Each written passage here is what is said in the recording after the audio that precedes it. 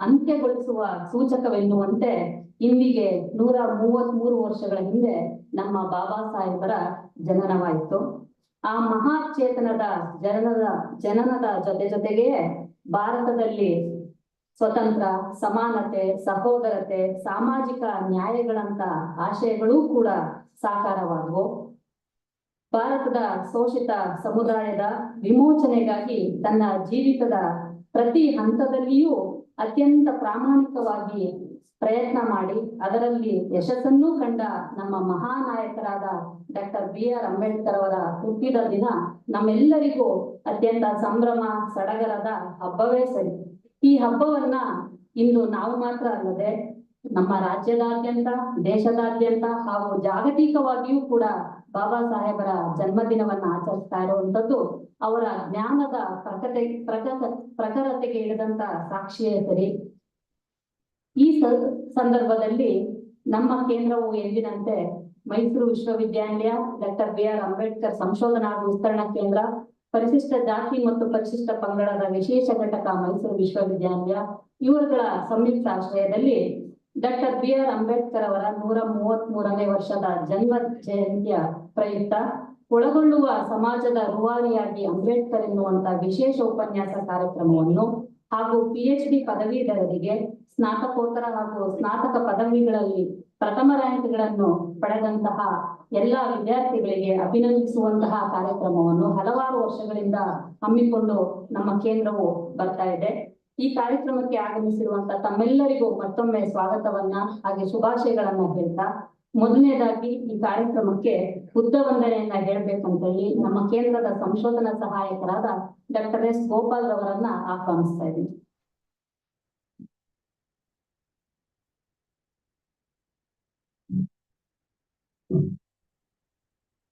ಎಲ್ರಿಗೂ ನಮಸ್ಕಾರ. ವೇದಿಕೆ ಮೇಲೆ ಆಸೀನರಾಗಿರ್ತಕ್ಕಂಥ ಅತಿಥಿ ಗಣ್ಯರಿಗೆ ನಮಸ್ಕರಿಸ್ತಾ, ವೇದಿಕೆ ಮುಂಭಾಗದಲ್ಲಿ ಆಸೀನರಾಗಿರ್ತಕ್ಕಂಥ ಎಲ್ಲ ವಿಭಾಗದ ಪ್ರಾಧ್ಯಾಪಕರು, ನಿರ್ದೇಶಕರು, ಅಧ್ಯಕ್ಷರುಗಳಿಗೆ ನಮಸ್ಕಾರ ತಿಳಿಸ್ತಾ, ಸಂಶೋಧನಕರು ಹಾಗೂ ವಿದ್ಯಾರ್ಥಿಗಳಿಗೆ ಡಾ.ಬಿ.ಆರ್.ಅಂಬೇಡ್ಕರ್ ಅವರ ಜಯಂತಿಯ ಶುಭಾಶಯಗಳನ್ನು ತಿಳಿಸ್ತಾ ಈ ಬುದ್ಧಗೀತೆಯನ್ನು ಪ್ರಸ್ತುತಪಡಿಸ್ತಾ ಇದ್ದೀನಿ.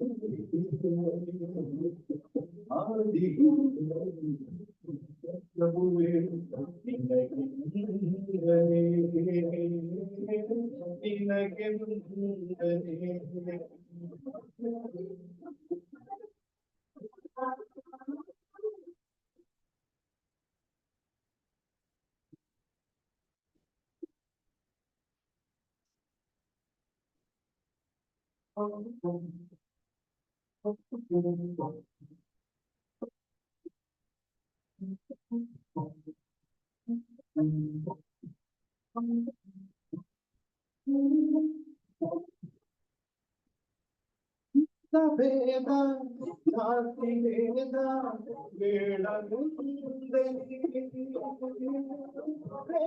ಶಾಸ್ತ್ರ ಪುರಾಣಗಳ ನಿರಾಕರಿಸಿದೆ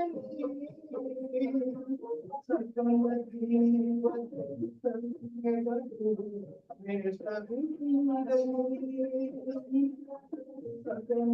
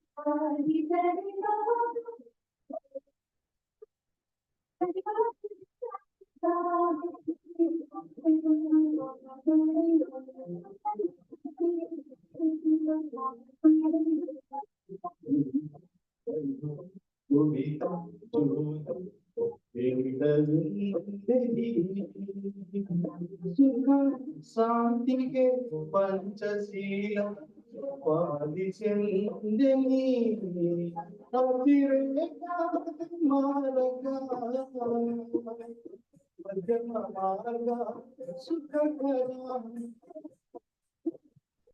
ರೇಖಾ ಮಾರ್ಗ ಮಧ್ಯಮ ಮಾರ್ಗ ಸುಖಕರ ನಿಬ್ಬಾಣಕ್ಕೆ ಅಷ್ಟಾಂಗಿಕ ನಿಬ್ಬಾಣಕ್ಕೆ ಅಷ್ಟಾಂಗಿಕ ಮಾರ್ಗ ತೋರಿದೆ ಮಾರ್ಗ ತೋರಿದೆ ಆದಿಗುರುವೇ ಪ್ರಭುವೇ ನಿನಗೆ ವಂದನೆ ನಿನಗೆ ವಂದನೆ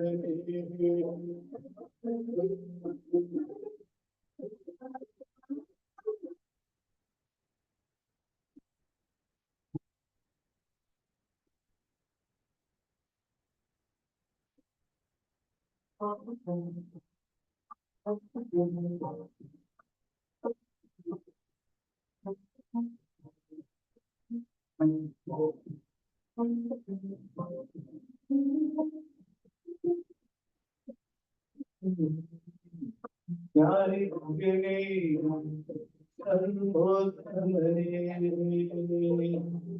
ಸರ್ವೋತ್ತಮನೇ ಸಂಪನ್ನನೇ ಸತ್ಯಾನಿತ್ಯನೇ ಜಗದೋದ್ಧಾರಕನೇ ಜಗದೋದ್ಧಾರಕನೇ ಭರತ ಖಂಡದ ವ್ಯಾಪಿಕೆ ನಾದೆ ಪ್ರೇಮ ಭರತ ಖಂಡದ ವ್ಯಾಪಿಕೆ ನಾದೆ ಪ್ರೇಮ ವಿಶ್ವಕ್ಕೆ ಗುರುವಾಗಲು ಇಡೀ ವಿಶ್ವಕ್ಕೆ ಗುರುವಾಗಲು ನೀನೆ ಕಾರಣ ನೀನೆ ಕಾರಣ ಆದಿಗುರುವೇ ಬುದ್ಧಗುರುವೇ ವಂದನೆ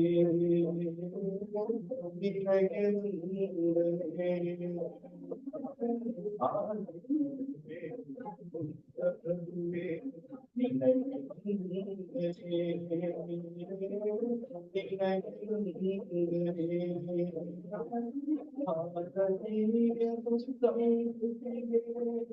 ಭಾರತೀಯ ಸಂಸ್ಕೃತಿಗೆ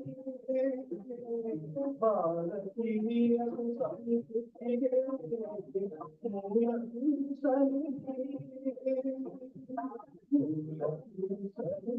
ಸಂಸ್ಕೃತಿಗೆ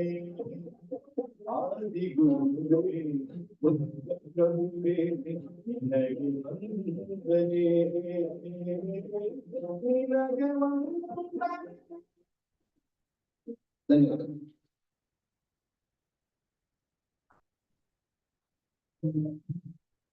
ನಮ್ಮೆಲ್ಲರ ಆದಿಗುರುವಾದಂತ ಗೌತಮ ಬುದ್ಧರನ್ನು ನೆನೆಯೋದ್ರ ಮುಖಾಂತರ ಈ ಕಾರ್ಯಕ್ರಮಕ್ಕೆ ಬುದ್ಧ ವಂದನೆಯನ್ನ ಹೇಳಿದ ಡಾಕ್ಟರ್ ಎಸ್ ಗೋಪಾಲ್ ರವರಿಗೆ ನಮ್ಮ ನಿಮ್ಮೆಲ್ಲರ ಪರವಾಗಿ ಪ್ರೀತಿಪೂರ್ವಕವಾದ ಧನ್ಯವಾದಗಳನ್ನು ಅರ್ಪಿಸ್ತಾ ಇದ್ದೀನಿ. ಈಗ ಈ ಕಾರ್ಯಕ್ರಮಕ್ಕೆ ಆಗಮಿಸಿರುವಂತ ಅತಿಥಿ ಗಣ್ಯರನ್ನ ಸ್ವಾಗತಿಸುವ ಜೊತೆಗೆ ಪ್ರಾಸ್ತಾವಿಕ ಮಾತುಗಳನ್ನಾಡ್ಬೇಕಂತೇಳಿ ನಮ್ಮ ಕೇಂದ್ರದ ನಿರ್ದೇಶಕರಾದ ಸೋಮಶೇಖರ್ ಸರ್ ಅವರನ್ನ ಆಹ್ವಾನಿಸ್ತಾ ಇದ್ದೀನಿ.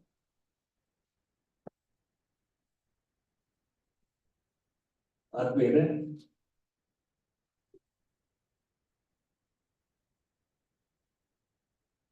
ಇವತ್ತಿನ ದಿನ ಇಡೀ ಜಗತ್ತಲ್ಲೇ ಧ್ವನಿ ಇಲ್ಲದವರಿಗೆ ಧ್ವನಿಯಾದಂತ ವಿಶ್ವಜ್ಞಾನಿ, ಭಾರತ ರತ್ನ, ಬೋಧಿಸತ್ವ ಡಾಕ್ಟರ್ B.R.Ambedkar ಅವರ 133ನೇ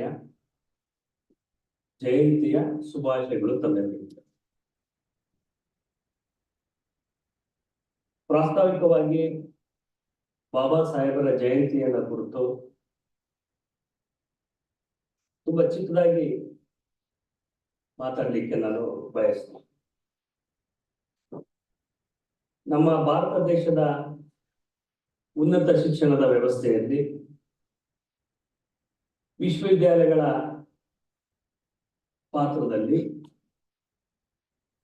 ಮೈಸೂರು ವಿಶ್ವವಿದ್ಯಾಲಯ ಏಪ್ರಿಲ್ 14ರಂದು ವಿಶೇಷವಾಗಿ ಆಚರಣೆಯನ್ನ ಮಾಡ್ತಾ ಬರ್ತಾ ಇದೆ.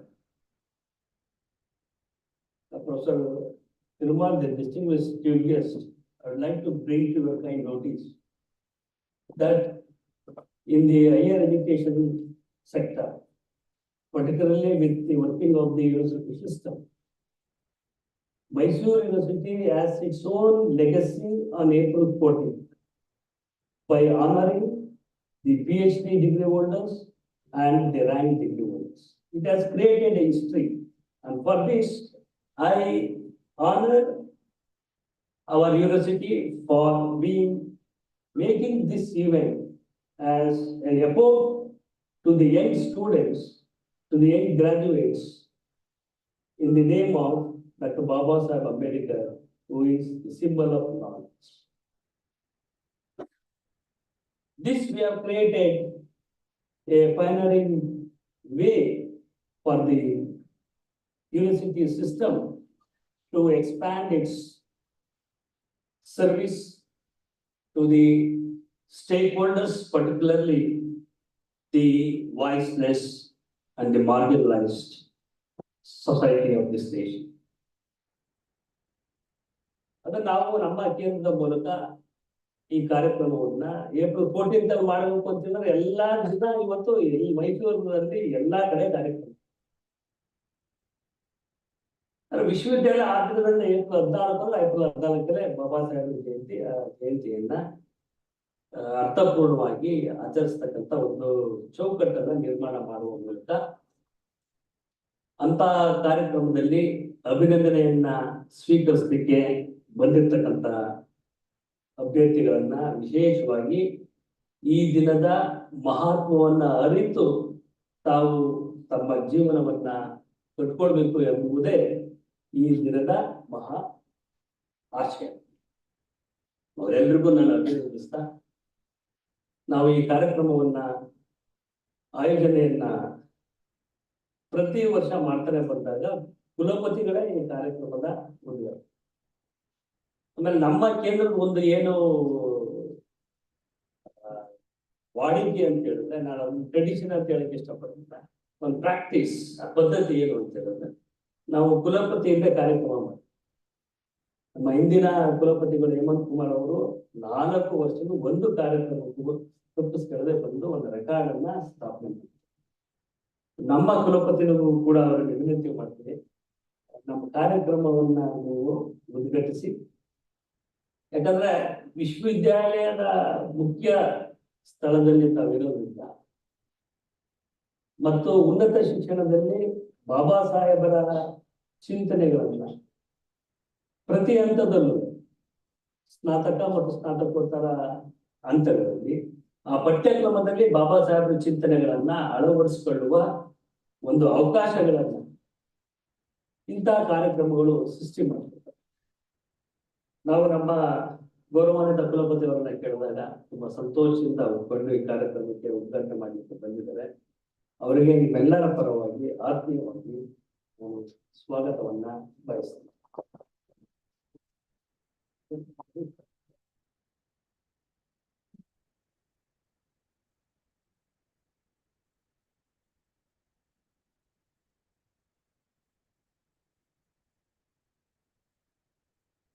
ಮತ್ತೆ ಈ ದಿನದ ವಿಶೇಷ ಉಪನ್ಯಾಸವನ್ನು ನೀಡಲಿಕ್ಕೆ ವಿಶೇಷವಾದಂತ ವ್ಯಕ್ತಿಯನ್ನ ನಾವು ಕರೆದಿದ್ದೀವಿ. We have a special guest to be introduced. Professor P. Thirumal, who is our person. When I say is our person, it means to say he has studied in Bangalore University, postgraduated in Bangalore University, and he has his own academic career. Because of his imprint in the technological field, particularly in communication sphere, he has his own name, unique name. So when we requested him to be our chief guest and to talk on inclusive society, he has readily accepted our invitation and he is with us. He can be bilingual in his speech. If not, he can take questions from Kannada students. We can have an intervention or interaction with him. When I say he is unique in the sense, his project itself speaks about the uniqueness.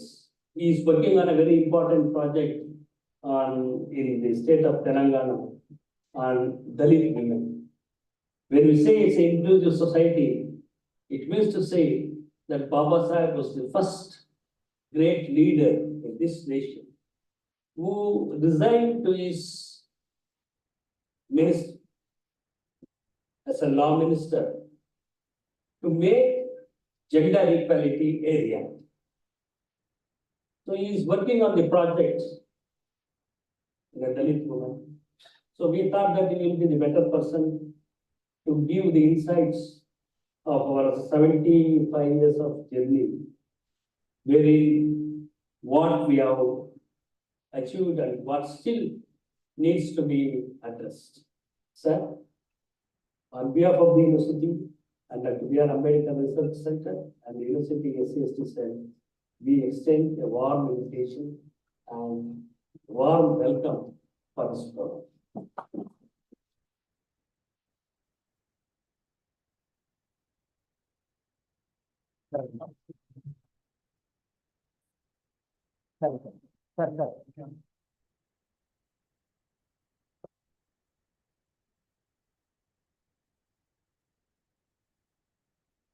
ಇನ್ನು ನಮ್ಮ ಮುಖ್ಯ ಅತಿಥಿ ಅವರು ಸಂಶೋಧನೆಯಲ್ಲಿ ತಮ್ಮದೇ ಆದಂತಹ ವಿಶೇಷ ಸ್ಥಾನವನ್ನ ಪಡ್ಕೊಂಡಿದ್ದಾರೆ. ಅವ್ರ ಗ್ರೂಪ್ ಅಲ್ಲಿ ಶೇರ್ ಮಾಡ್ತಾ ಇರ್ತಾರೆ, ನೋಡ್ತಾ ಇರ್ತೀವಿ. ಹೆಚ್ಚು ಮಾತಾಡಲ್ಲ. ಈಗ ಸಂಶೋಧಕರಿಗೂ ಒಂದು ಗುಣ ಜಾಸ್ತಿ, ಸೈಂಟಿಸ್ಟ್ಗಳು ಹೆಚ್ಚು ಮಾತಾಡೋದು. ನಮ್ಮ ಡಾಕ್ಟರ್ ಬಸಪ್ಪ ಅವರು ಹೊಸದಾಗಿ ಪರೀಕ್ಷಾಂಗ ಕುಲ ಸಚಿವರಾಗಿ ಜವಾಬ್ದಾರಿಯನ್ನು ವಹಿಸಿಕೊಂಡಿದ್ದಾರೆ. ನಮ್ಮ ಈ ದಿನದ ಕಾರ್ಯಕ್ರಮ ನಾವು ಪರೀಕ್ಷಾಂಗ ಕುಲ ಸಚಿವರನ್ನ ಮುಖ್ಯ ಅತಿಥಿಯಾಗಿ ಕರೆದೇ ಮಾಡ್ತೀವಿ. ಯಾಕೆ ಅಂತ ಹೇಳಿದ್ರೆ ಅವರು ವಾರಸುದಾರರ ಡಿಗ್ರಿ ಮತ್ತು ರ್ಯಾಂಕ್ ಹೋಲ್ಡರ್ಸ್ಗೆ ನಾವು ಅಭಿನಂದನೆ ಮಾಡಬೇಕು ಅಂತ ಹೇಳಿದ್ರೆ ಅವರು ಸಮ್ಮುಖದಲ್ಲಿ ಮಾಡೋಕ್ಕೆ ಒಂದು ಅರ್ಥ ಇರ್ತದೆ ಅಂತ ಹೇಳಿ ಕಾರ್ಯಕ್ರಮ ಪ್ರಮಾಣಿಸ್ತೀವಿ. ಸಂತೋಷವಾಗಿ ಬಂದಿದ್ದಾರೆ ನಮ್ಮ ಕಾರ್ಯಕ್ರಮಕ್ಕೆ. ಇವೆಲ್ಲರ ಪರವಾಗಿ ಅವರನ್ನು ಆತ್ಮೀಯವಾಗಿ ಕಾರ್ಯಕ್ರಮಕ್ಕೆ ಸ್ವಾಗತವನ್ನು.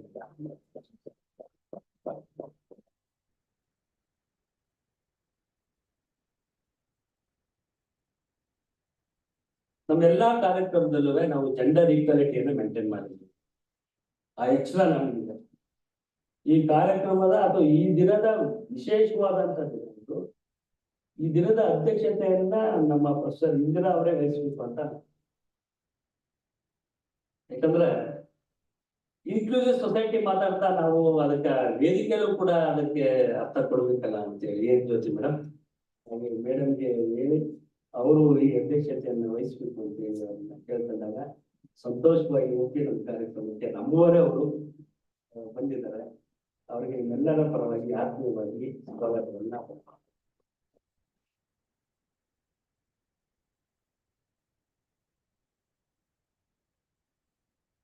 ಇನ್ನು ನಮ್ಮ ಉಪಕುಲ ಸಚಿವರು ಚಿದಾನಂದ ಮೂರ್ತಿ ಅವರು ಅವ್ರು ಮಾತಾಡಿದ್ದೇ ನೋಡಿಲ್ಲ. ನಾನು ಆರಿ ಆಗಿದ್ದಾಗ ಕೂಡ ನನ್ನ ಜೊತೆ ಕೆಲಸ ಮಾಡಿದ್ದಾರೆ. ಮಿತಿ ಭಾಷೆ ಅವರಾಯ್ತು ಅವ್ರ ಕೆಲಸ ಆಯ್ತು ಅಷ್ಟೇ. ಆ ಕಡೆ ಈ ಕಡೆ ಎಲ್ಲೂ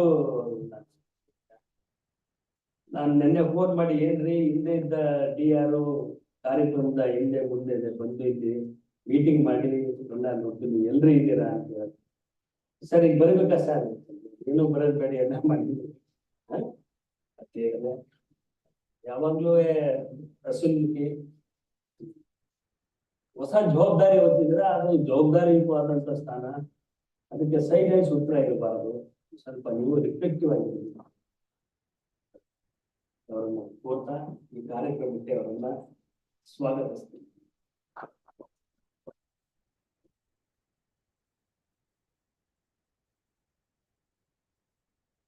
ಇನ್ನು ನಮ್ಮ ನರೇಂದ್ರ ಕುಮಾರ್ ಅವರು ನಮ್ಮ ಕೇಂದ್ರದ ಚಟುವಟಿಕೆಗಳಲ್ಲಿ ನಾವೆಲ್ಲ ಒಂದು ತಂಡವಾಗಿ ಕಾರ್ಯನಿರ್ವಹಿಸ್ತಾ ಇದ್ವಿ.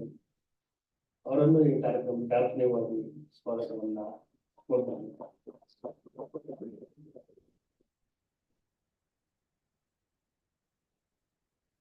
ಇವತ್ತು ನಮ್ಮ ವಿಶ್ವವಿದ್ಯಾಲಯದ ಆದೇಶಕ್ಕೆ ಅನುಗುಣವಾಗಿ ನಮ್ಮ ಹೆಚ್ಚಿನ ಸಂಖ್ಯೆಯಲ್ಲಿ ಬೋಧಕ ವರ್ಗ ಬಂದಿರೋದು ಇವತ್ತು ನನಗೆ ಸಂತೋಷ. ಅದು ಭಾನುವಾರದಿಂದ ವಿವಿಧ ವಿಭಾಗಗಳ ಮುಖ್ಯಸ್ಥರುಗಳು, ಪ್ರಾಂಶುಪಾಲರುಗಳು ಈ ಕಾರ್ಯಕ್ರಮದಲ್ಲಿ ಬಂದಿದ್ದೀರಾ. Professor Perumal, we have our distinguished scholars, faculty members, right from principal to the department heads here, assembled here. And it's a good thing that they have responded to the university circular. For them, I heartily welcome on this important day. We have our dean. I don't want to take each the name of our faculty members. I welcome the collective all the faculty members who are assembled here. ಮತ್ತು ಇವತ್ತು ಇಲ್ಲಿ ವಿಶೇಷ ಅತಿಥಿಗಳು ಯಾರು ಅಂತ ಹೇಳಿದ್ರೆ PhD ಅನ್ನ ಪಡೆದವರು, ರ್ಯಾಂಕ್ ಅನ್ನ ಪಡೆದವರು ಮತ್ತು ಅವರನ್ನ ಪ್ರೋತ್ಸಾಹಿಸಲಿಕ್ಕೆ ಬಂದಿರತಕ್ಕಂತ ಪ್ರತಿಯೊಬ್ಬರನ್ನು ಈ ಕಾರ್ಯಕ್ರಮಕ್ಕೆ ಆತ್ಮೀಯವಾಗಿ ಸ್ವಾಗತವನ್ನ ಕೋರ್ತಾ, ಮಾಧ್ಯಮದ ಗೆಳೆಯರು ನಮ್ಮೆಲ್ಲಾ ಕಾರ್ಯಕ್ರಮವನ್ನ ಸಮಾಜಕ್ಕೆ ಪ್ರಾಮಾಣಿಕವಾಗಿ ತಿಳಿಸುವಂತ ಕೆಲಸವನ್ನ ಮಾಡ್ತಾ ಇದ್ದಾರೆ.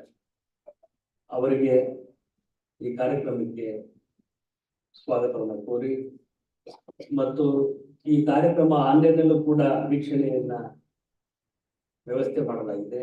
ಆನ್ಲೈನ್ನಲ್ಲಿ ವೀಕ್ಷಣೆಯಲ್ಲಿ ಇರುವಂತಹ ಪ್ರತಿಯೊಬ್ಬರಿಗೂ ಈ ಕಾರ್ಯಕ್ರಮಕ್ಕೆ ಸ್ವಾಗತವನ್ನ ಕೋರ್ತಾ, ನಮ್ಮ ಕೇಂದ್ರದ ಇಂದಿನ ನಿರ್ದೇಶಕರಾದಂತ MB ಜಯಶಂಕರ್ ಅವರು ನಮ್ಮೆಲ್ಲಾ ಕಾರ್ಯಕ್ರಮಕ್ಕೆ ನಾವು ಅವ್ರ ಬಿಟ್ಟು ಕಾರ್ಯಕ್ರಮ ಅಂದ್ರೆ ದಿಸ್ ಇಸ್ ವಾಟ್ ಕಾರ್ಯಕ್ರಮಕ್ಕೆ ಬರ್ತಾ ಇದ್ದಾರೆ. ಅವರಿಗೆ ಸ್ವಾಗತವನ್ನ ಕೋರ್ತಾ, ನನ್ನ ಸ್ವಾಗತ ಮಾತಿನಲ್ಲಿ ಒಂದು ವಿಷಾದ ಕೂಡ ಇವತ್ತು ಹೇಳಬೇಕು. ಅದೇನು ಅಂತ ಹೇಳಿದ್ರೆ ನಮ್ಮ ವಿಶ್ವವಿದ್ಯಾಲಯದ ICT ವಿಭಾಗದ ದೇವೇಂದ್ರ ನಮ್ಮೆಲ್ಲಾ ಕಾರ್ಯಕ್ರಮನ ಎಲ್ಲ ನೇಮ್ ಮಾಡ್ತಾರೆ. ನನಗೆ ಗುರುವಾರ ಫೋನ್ ಮಾಡಿರೋರು, ಸರ್ ಶುಕ್ರವಾರ ನಾನು ಸೆಂಟ್ರಲ್ ಬರ್ತೀನಿ, ಅಂಬೇಡ್ಕರ್ ಜಯಂತಿ ಅಂಗವಾಗಿ ರೆಕಾರ್ಡಿಂಗ್ ಬರ್ತೀನಿ ಸರ್, ಬನ್ನಿ 10 ಗಂಟೆಯಿಂದ 11 ಗಂಟೆವರೆಗೆ ಬರ್ತೀನಿ. ನಾನು ಮರ್ತು ಬಿಟ್ಟಿದ್ದೆ, ನಾವು ಕಾರ್ಯಕ್ರಮ ಸಿದ್ಧತೆ. ಆಮೇಲೆ ನಮ್ಮ ಮಾನಸ ರೇಡಿಯೋ ಮೂಲಿ ಅವ್ರು ಫೋನ್ ಮಾಡಿ ಅವರು ಬರಕ್ಕಾಗಲಿಲ್ಲ ಸರ್, ಅವರು ಸ್ವಲ್ಪ ಇದೇನೋ ಅಂತ ಹಾಸ್ಪಿಟಲ್ ನೀವೇ ಬಂದಿದ್ದೀವಿ ಸರ್. ಆಮೇಲೆ ಸ್ವಲ್ಪ ನಮ್ಗೆ ಫೋನ್ ಮಾಡಿ ಅವ್ರು ಹೋಗ್ಬಿಟ್ರು ಸರ್. ಇದು ತಡ್ಕೊಳಕ್ಕೆ ಆಗದೆ ಇರ್ತಕ್ಕಂಥ ಸುದ್ದಿ ಅವರು. ದೇವೇಂದ್ರ 46 ವರ್ಷ, 19 ವರ್ಷ ವಿಶ್ವವಿದ್ಯಾಲಯದಲ್ಲಿ ಸೇವೆ ಮಾಡಿದ್ರು. ಪರ್ಮನೆಂಟ್ ಅಲ್ಲ. ಅವತ್ತು ಅಲ್ಲಿ ನಾವು ಅಂತಿಮ ನಮನ ಸಲ್ಲಿಸೋದಾಗ ದೃಶ್ಯ ನೋಡಿ, ಮನುಷ್ಯ ಅಂದ್ರೆ ಏನು, ಜೀವನ ಯಾವ ರೀತಿ ಇರ್ತದೆ, ಬೆಳಿಗ್ಗೆ ಬರ್ತೀನಿ ಅಂತ ಹೇಳೋದು ಮನುಷ್ಯ. ಚಿಕ್ಕ ಮಕ್ಕಳು, ನಾನು ನಮ್ಮ ಕುಲಪತಿಗಳನ್ನು ಒಂದು ವಿನಂತಿ ಮಾಡ್ತೀನಿ, ಈ ತರದ ಪರಿಸ್ಥಿತಿಗಳು ಬಂದಾಗ ವಿಶ್ವವಿದ್ಯಾಲಯ ತನ್ನ ಔದಾರ್ಯತೆಯನ್ನು, ನಮ್ಮ ವಿಶ್ವವಿದ್ಯಾಲಯ ಅದರಲ್ಲಿ ಯಾವತ್ತೂ ಇದೆ. ನಾನು ಇವತ್ತು ಯಾಕೆ ಈ ಮಾತನ್ನು ಹೃದಯ ಮಾಡಿದೆ ಅಂತ ಹೇಳಿದ್ರೆ, ಈ ಸಭಾಂಗಣದಲ್ಲಿ ಕೊಟ್ಟಂತ ಸೇವೆ ದೇವೇಂದ್ರ ಅವರು ನಮ್ಮ ಅಂಬೇಡ್ಕರ್ ಕೇಂದ್ರದ ಚಟುವಟಿಕೆಗಳೆಲ್ಲವನ್ನೂ ದಾಖಲಿಸಿ ನಮ್ಮ ವೆಬ್ಸೈಟ್ ಅಲ್ಲಿ ಅವರನ್ನ ನಾವು ಕಳ್ಕೊಂಡಿದ್ದೀವಿ. ಅವರ ನೆನಪಿಗಾಗಿ 1 ನಿಮಿಷ ನಾವೆಲ್ಲ ಎದ್ದು ನಿಂತು ಗೌರವವನ್ನು ಮುಚ್ಚಬೇಕು.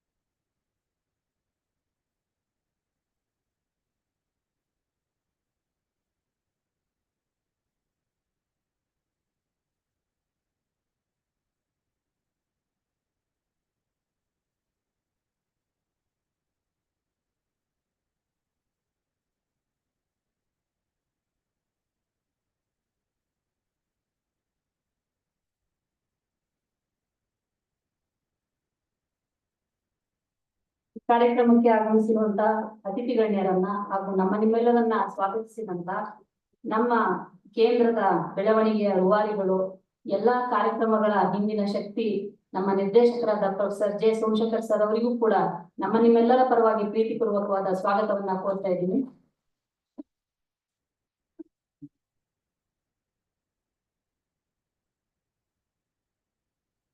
ಈಗ ಈ ಕಾರ್ಯಕ್ರಮದ ಉದ್ಘಾಟನೆಯನ್ನ ನಡೆಸ್ಕೊಡ್ಬೇಕಂತೇಳಿ ನಮ್ಮ ಗೌರವಾನ್ವಿತ ಕುಲಪತಿಗಳಾದಂತ ಪ್ರೊಫೆಸರ್ NK ಲೋಕನಾಥ್ ಸರ್ ಅವರನ್ನ ಕೇಳ್ಕೊತಾ ಇದ್ದೀನಿ. ಹಾಗೆ ಅವ್ರ ಜೊತೆ ವೇದಿಕೆ ಮೇಲಿರುವಂತ ಎಲ್ಲಾ ಗಣ್ಯರು ಕೈ ಜೋಡಿಸ್ಬೇಕು. ಬಾಬಾ ಸಾಹೇಬರ ಭಾವಚಿತ್ರಕ್ಕೆ ಪುಷ್ಪವನ್ನ ಅರ್ಪಿಸುವುದರ ಮೂಲಕ ಈ ಕಾರ್ಯಕ್ರಮವನ್ನ ಉದ್ಘಾಟನೆ ಮಾಡ್ಕೊಳ್ಬೇಕಂತೇಳಿ ಅವರಲ್ಲಿ ಮನವಿ ಮಾಡ್ತಾ ಇದ್ದೀನಿ.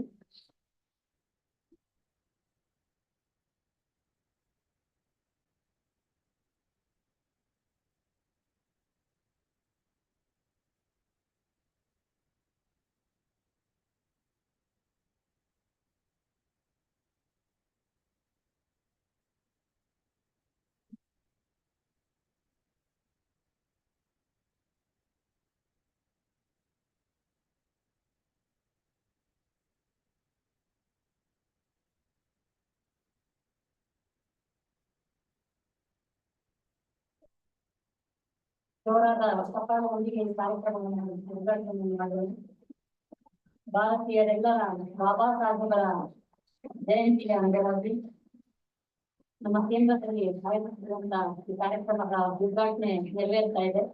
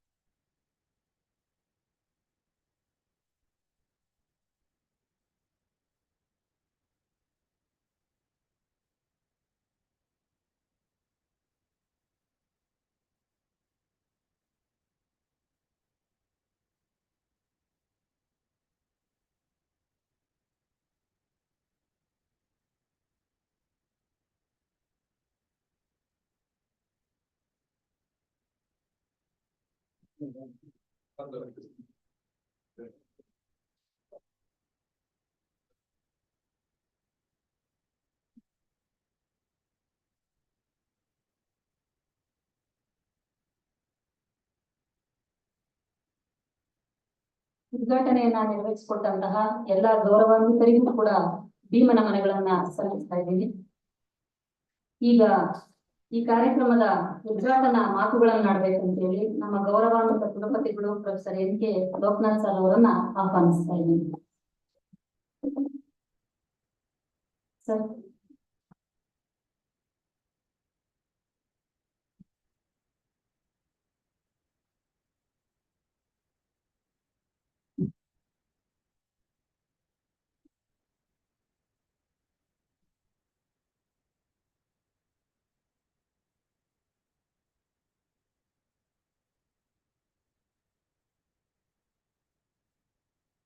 ಎಲ್ಲರಿಗೂ ನನ್ನ ನಮಸ್ಕಾರಗಳು.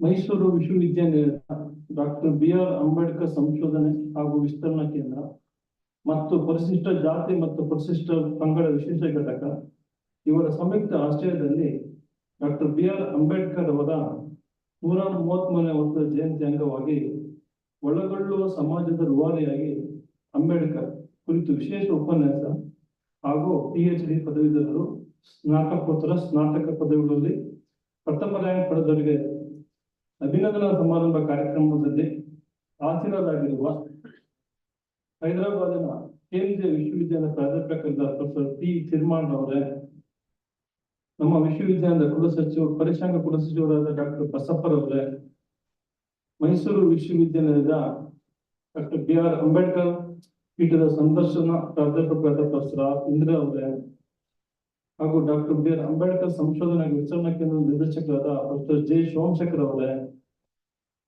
ಪರಿಶಿಷ್ಟ ಜಾತಿ ಮತ್ತು ಪರಿಶಿಷ್ಟ ಪಂಗಡಗಳ ವಿಶೇಷ ಘಟಕದ ಉಪ ಕುಲಸಚಿವರಾದ ಶ್ರೀ ಚಿದಾನಂದ ಮೂರ್ತಿ ಅವರೇ, ಪ್ರೊಫೆಸರ್ ನರೇಂದ್ರ ಕುಮಾರ್ ಅವರೇ ಹಾಗೂ ಆಹ್ವಾನಿತರೇ, ಬೋಧಕೇತರ ಸಿಬ್ಬಂದಿ ವರ್ಗದವರೇ, ಸಂಶೋಧನಾ ವಿದ್ಯಾರ್ಥಿಗಳೇ ಹಾಗೂ ನೆಚ್ಚಿನ ವಿದ್ಯಾರ್ಥಿಗಳೇ ಮತ್ತು ಮಾಧ್ಯಮ ಮಿತ್ರರು, ತಮ್ಮೆಲ್ಲರಿಗೂ ವಿಶ್ವಜ್ಞಾನಿ ಡಾಕ್ಟರ್.ಬಿ.ಆರ್.ಅಂಬೇಡ್ಕರ್ ಅವರ 133ನೇ ಜನ್ಮದಿನಾಚರಣೆಯ ಶುಭಾಶಯಗಳು.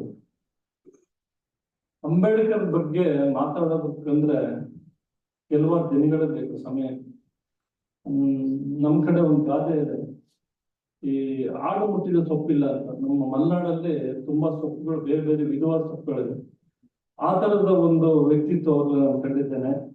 ಅವರು ಈ ನಮ್ಮ ಪ್ರೊಫೆಸರ್ ಜೆ. ಸೋಮಶೇಖರ್ ಅವರು ನನ್ನ ಆತ್ಮೀಯರು. ನಾವು ಜೊತೆಗೆ ಇದ್ವಿ, ನಮ್ಮನೆ ಪಕ್ಕದಲ್ಲಿ ಅವರು ಇದ್ರು. ಹಾಗೆ ನಾನು ನೋಡಿದ್ದೀನಿ. ಅವರು ಈ ಎಲ್ಲ ಇನ್ವಿಟೇಷನ್ಗಳಲ್ಲೂ ಅಟ್ಲೀಸ್ಟ್ ಒಂದು ಅವರ ಅಂಬೇಡ್ಕರ್ ಕೋಟ್ನ ಹಾಕ್ತಾರೆ. ಸೊ ನಿಮ್ಗೆಲ್ಲ ಇನ್ವಿಟೇಷನ್ ಓದಿದಿರಿ ಅನ್ಸುತ್ತೆ, ನಾನು ಒಂದ್ಸರಿ ಓದ್ತೀನಿ. ತುಂಬಾ ಚೆನ್ನಾಗಿದೆ. An ideal society should be mobile, should be full of channels for conveying a change taking place in one part to other parts. In an ideal society, there should be many interests consciously communicated and shared. There should be varied and free points of contact with the modes of association. ಅದನ್ನ ಕನ್ನಡದಲ್ಲಿ ಮಾಡಿದ್ದಾರೆ. ಆದರ್ಶ ಸಮಾಜವು ಚಲನಶೀಲವಾಗಿರಬೇಕು. ಒಂದು ಭಾಗದಲ್ಲಿ ಆಗುತ್ತಿರುವ ಬದಲಾವಣೆಯನ್ನು ಇತರ ಭಾಗಗಳಿಗೂ ತಲುಪಿಸುವ ಮಾರ್ಗಗಳಿಂದ ತುಂಬಿರಬೇಕು. ಆದರ್ಶ ಸಮಾಜದಲ್ಲಿ ಅನೇಕ ಆಸಕ್ತಿಗಳು ಪ್ರಜ್ಞಾಪೂರ್ವಕವಾಗಿ ಸಂವಹನಗೊಳ್ಳಬೇಕು ಮತ್ತು ಹಂಚಿಕೆ ಆಗಬೇಕು. ಒಡನಾಟದ ಇತರ ವಿಧಾನಗಳೊಂದಿಗೆ ವಿವಿಧ ಮತ್ತು ಮುಕ್ತ ಬಿಂದುಗಳ ಸಂಪರ್ಕ ಇರಬೇಕು ಎಂದು ಡಾಕ್ಟರ್ ಅಂಬೇಡ್ಕರ್ ಅವರು ಹೇಳಿದ್ದಾರೆ. ನಮ್ಮ ಅಂಬೇಡ್ಕರ್ ಅವರು ನವಭಾರತ ನಿರ್ಮಾಪಕರಲ್ಲಿ ಅವರದ್ದು ಕೊಡುಗೆನ ಬಹಳ ಅಪಾರವಾದದ್ದು. ಯಾಕಂದ್ರೆ ಛಿದ್ರಗೊಂಡಿದ್ದ ಸಮಾಜವನ್ನು ಒಂದುಗೂಡಿಸುವ ನೆಲೆಗಳಲ್ಲಿ ಅವರು ಕಟ್ಟಿದ ಪಾತ್ರಗಳು ಮತ್ತು ಅದನ್ನ ನಡೆಸಿದಂತ ರೀತಿ ಮತ್ತು ಅದರಲ್ಲಿ ಅವ್ರು ಮಾಡಿದಂತ ಪಾತ್ರ ಅವಿಸ್ಮರಣೀಯವಾಗಿದೆ. ಬದುಕಿನ ಉದ್ದಕ್ಕೂ ಎಲ್ಲರನ್ನೂ ಒಳಗೊಳ್ಳುವ ಚರಿತ್ರೆಯ ನಿರ್ಮಾಣದ ಹಾದಿಯನ್ನು ನಿರ್ಮಿಸಿ ಪ್ರತಿಯೊಬ್ಬ ಭಾರತೀಯನ ಬೆಳವಣಿಗೆಗೆ ಮುಕ್ತ ಅವಕಾಶ ಕಲ್ಪಿಸಿದ ಕೀರ್ತಿ ಅಂಬೇಡ್ಕರ್ ಅವರು. ಅಕ್ಷರ ಲೋಕದಿಂದ ದೂರವಿರಿಸುವ ಸಮಾಜದಿಂದ ಬಂದಂತ ಬಾಬಾ ಸಾಹೇಬ್ ಅಂಬೇಡ್ಕರ್ ಅವರು ಇಂದು ವಿಶ್ವವಿಜ್ಞಾನಿಯಾಗಿ ಜಗತ್ತಿನಾದ್ಯಂತ ಗುರುತಿಸಿಕೊಂಡಿರುವುದು ಭಾರತೀಯರಾದ ನಮ್ಮೆಲ್ಲರಿಗೂ ಹೆಮ್ಮೆಯಾಗಿದೆ. ಪ್ರಸ್ತುತ ಭಾರತವನ್ನು ಒಳಗೊಂಡಂತೆ ಜಗತ್ತಿನಾದ್ಯಂತ ಅಂಬೇಡ್ಕರ್ ಅವರ ಜನ್ಮದಿನಾಚರಣೆ ನಡೆಯುತ್ತಿರುವುದನ್ನು ನೋಡಿದರೆ ಅವರಲ್ಲಿದ್ದ ಜ್ಞಾನದ ಸ್ಥಿತಿ ಎಂಥದ್ದು ಎಂಬುದು ಅರ್ಥವಾಗುತ್ತದೆ. ಸೊ ಅದಕ್ಕೆ ಅವ್ರು ಹೇಳ್ತಾರೆ ಎಜುಕೇಶನ್ ಇಸ್ ದಿ ನಾಲೆಡ್ಜ್ ಅಂತ ಹೇಳ್ತಾರೆ. ನಾನು ಅವರಲ್ಲಿ ತುಂಬಾ ಇಷ್ಟವಾದದಂತಂದ್ರೆ ಅವ್ರಲ್ಲಿ ಓದುವ ಗುಣ. ಆಳವಾಗಿ ಓದ್ತಾ ಇದ್ರೆ ವಿಷಯಗಳನ್ನ ತಿಳ್ಕೋಬಹುದು ಅನ್ನೋಕೆ ಅಂಬೇಡ್ಕರ್ ಬೆಸ್ಟ್ ಎಕ್ಸಾಂಪಲ್ ಅಂತ ನಾನು ಅನ್ಕೊಂಡಿದ್ದೇನೆ. ಅವರಲ್ಲಿ ಆಳವಾಗಿ ಓದುವ ಗುಣ ಅವ್ರನ್ನ ಒಬ್ಬ ಶ್ರೇಷ್ಠ ಸಮಾಜ ಸುಧಾರಕನಾಗಿ ರೂಪಿಸಿದೆ. ಅದನ್ನ ನಮ್ಮ ಇಂದಿನ ಪೀಳಿಗೆಯ ವಿದ್ಯಾರ್ಥಿಗಳು ಅದನ್ನು ಗುರುತಿಸಬೇಕು. ಆ ಗುರುತಿಸಬೇಕಾದ ಜೊತೆಯಲ್ಲಿ ವಿದ್ಯಾರ್ಥಿಗಳು ಮತ್ತು ಸಂಶೋಧಕರು ಅಂಬೇಡ್ಕರ್ ಅವರಂತೆ ಓದುವ, ಬರೆಯುವ, ಸಂಶೋಧಿಸುವ ಮತ್ತು ವಿಮೋಚನೆಗಾಗಿ ಸೈದ್ಧಾಂತಿಕ ನೆಲೆಗಳನ್ನು ನಿರ್ಮಿಸಿ ಮಾನವ ಅಭಿವೃದ್ಧಿ, ರಾಷ್ಟ್ರ ನಿರ್ಮಾಣ ಮತ್ತು ಮೈತ್ರಿಯ ಜಾಗತಿಕ ಸಮಾಜದ ನಿರ್ಮಾಣಕ್ಕೆ ಸಜ್ಜುಗೊಳ್ಳುವ ಮಾದರಿಗಳಾಗಿ ತಮ್ಮದಾಗಿಸಿಕೊಳ್ಳಬೇಕು. ಜಗತ್ತಿನಲ್ಲಿಯೇ ನಮ್ಮ ದೇಶ ಅತ್ಯಂತ ಸಂಕೀರ್ಣತೆಯಿಂದ ಕೂಡಿತ್ತು. ಇಂದು ಅಂತಹ ಸಂಕೀರ್ಣತೆಯಿಂದ ಹೊರಬಂದು ಜೀವಿಸುವ ಪರಿಸರ ನಿರ್ಮಾಣವನ್ನು ಬಾಬಾ ಸಾಹೇಬ್ ಅಂಬೇಡ್ಕರ್ ಅವರು ನಿರೂಪಿಸುವ ಮೂಲಕ ಎಲ್ಲರನ್ನೂ ಒಳಗೊಳ್ಳುವ ಸಮಾಜದ ಕರ್ತೃವಾಗಿದ್ದಾರೆ. ಭಾರತದ ಸಮಸ್ಯೆಗಳಿಗೆ ತಮ್ಮ ಆಳವಾದ ಅಧ್ಯಯನ ಮೂಲಕವೇ ಪರಿಹಾರ ಮಾರ್ಗಗಳನ್ನು ತೋರಿಸಿಕೊಟ್ಟಿದ್ದಾರೆ. ಒಂದು ಅಂಬೇಡ್ಕರ್ ಒಬ್ಬ ವಿದ್ಯಾರ್ಥಿಯಾಗಿ ಭಾರತದಲ್ಲಿ ಅನುಭವಿಸಿದ ಸವಾಲುಗಳನ್ನು ಇದನ್ನ ನಮ್ಮ ವಿದ್ಯಾರ್ಥಿಗಳು ಅರ್ಥ ಮಾಡ್ಕೋಬೇಕು. ಅಂದು ಅಂಬೇಡ್ಕರ್ ಒಬ್ಬ ವಿದ್ಯಾರ್ಥಿಯಾಗಿ ಭಾರತದಲ್ಲಿ ಅನುಭವಿಸಿದ ಸವಾಲುಗಳನ್ನು ಇಂದಿನ ವಿದ್ಯಾರ್ಥಿಗಳಿಗೆ ಇಲ್ಲದಂತೆ ಮಾಡಿರುವ ಮಹಾನಾಯಕ. ಅಂಬೇಡ್ಕರ್ ಅವರು ವಿದ್ಯಾರ್ಥಿಗಳ ಕುರಿತು ಮಾತನಾಡುತ್ತಾ ಹೀಗೆ ಹೇಳ್ತಾರೆ, I regret that you have no liking for studies. It is vain on your part to pretend that you don't have time. How much time do I get to study? He says, on my return from journey from England, I read 8,000 pages between Venice and Mumbai. It was 6-day journey. ಇದು ಬಾಬಾ ಸಾಹೇಬ್ ಅವರ ಓದಿನ ಅಭಿರುಚಿಯಾಗಿದೆ. ಇದನ್ನು ನಮ್ಮ ಇಂದಿನ ಪೀಳಿಗೆ ವಿದ್ಯಾರ್ಥಿಗಳು ತಮ್ಮದಾಗಿಸಿಕೊಳ್ಳಬೇಕು. ಇಂದು ಜ್ಞಾನದ ಭಾರತವಾಗಿ ರೂಪುಗೊಳ್ಳುತ್ತಿರುವ ಕಾಲಘಟ್ಟದಲ್ಲಿ ಭಾರತದ ಮೆದುಳು ಬೇರೆ ದೇಶಗಳಲ್ಲಿ ಹೆಚ್ಚು ಬಳಕೆಯಾಗುತ್ತದೆ ನೋಡಿದಾಗ ರಾಷ್ಟ್ರೀಯ ಚಳವಳಿ ಕಾಲಘಟ್ಟದಲ್ಲಿ ಸಂಪತ್ತಿನ ಸೋರಿಕೆಯನ್ನು ದಾದಾಬಾಯಿ ನವರೋಜಿ ಮತ್ತು ಅಂಬೇಡ್ಕರ್ ಅವರು ಜಗತ್ತಿಗೆ ತಿಳಿಸಿರುವ ಎಚ್ಚರಿಕೆಗಳನ್ನು ಪ್ರಭುತ್ವ ಅರಿತು ನೀತಿ ಮತ್ತು ನಿಯಮಗಳನ್ನು ರೂಪಿಸಬೇಕಿದೆ. ಶಿಕ್ಷಣ ನೀತಿ ಇರಬಹುದು, ಬ್ಯಾಂಕಿಂಗ್ ನೀತಿ, ಅರ್ಥವ್ಯವಸ್ಥೆ ಮತ್ತು ಅಭಿವೃದ್ಧಿಯ ಮಾನದಂಡಗಳನ್ನು ಅಂಬೇಡ್ಕರ್ ತಮ್ಮ ಬರವಣಿಗೆಯಲ್ಲಿ ಎಳೆಯಾಗಿ ವಿಶ್ಲೇಷಿಸಿ ಪ್ರಬುದ್ಧ ಭಾರತ ನಿರ್ಮಾಣಕ್ಕೆ ನಾಂದಿ ಹಾಕಿರುವುದನ್ನು ನಾವು ಮನಗಾಣಬೇಕಾಗಿದೆ. ಬಾಬಾ ಸಾಹೇಬರ ಬದುಕು ಬರಹ ಮತ್ತು ಹೋರಾಟವೇ ಭಾರತಕ್ಕೆ ಸ್ಫೂರ್ತಿಯಾಗಿದೆ. ಇವರ ಸೇವೆಯನ್ನು ಭಾರತ, ನಮ್ಮ ದೇಶ ಸರಿಯಾದ ರೀತಿಯಲ್ಲಿ ಬೆಳೆಸಿಕೊಂಡಿದ್ದರೆ ಇನ್ನೂ ವೇಗವಾಗಿ ನಾವು ಮುನ್ನಡೆಯುತ್ತಿತ್ತು ಎಂದು ಅನಿಸುತ್ತದೆ. ಭಾರತೀಯ ಸಮಾಜದಲ್ಲಿ ತಮ್ಮ ವಿದ್ಯಾರ್ಥಿ ದಶೆಯಿಂದ ಹಿಡಿದು ಬೌದ್ಧ ಧರ್ಮ ಸ್ವೀಕರಿಸುವವರೆಗೂ ಅನೇಕ ಪ್ರಯೋಗಗಳನ್ನು ಮಾಡಿ ಬಾಬಾ ಸಾಹೇಬ್ ಅಂಬೇಡ್ಕರ್ ಅವರು ಯಶಸ್ವಿಯಾಗಿದ್ದಾರೆ. ಆ ಕಾರಣಕ್ಕಾಗಿ ಇಂದು ಜಗತ್ತು ಅವರ ಜಯಂತಿಯ ಮೂಲಕ ಅವರನ್ನು ಗೌರವಿಸಿ ತಮ್ಮನ್ನು ತಾವು ಸಮರ್ಪಿಸಿಕೊಳ್ಳುತ್ತಿದೆ.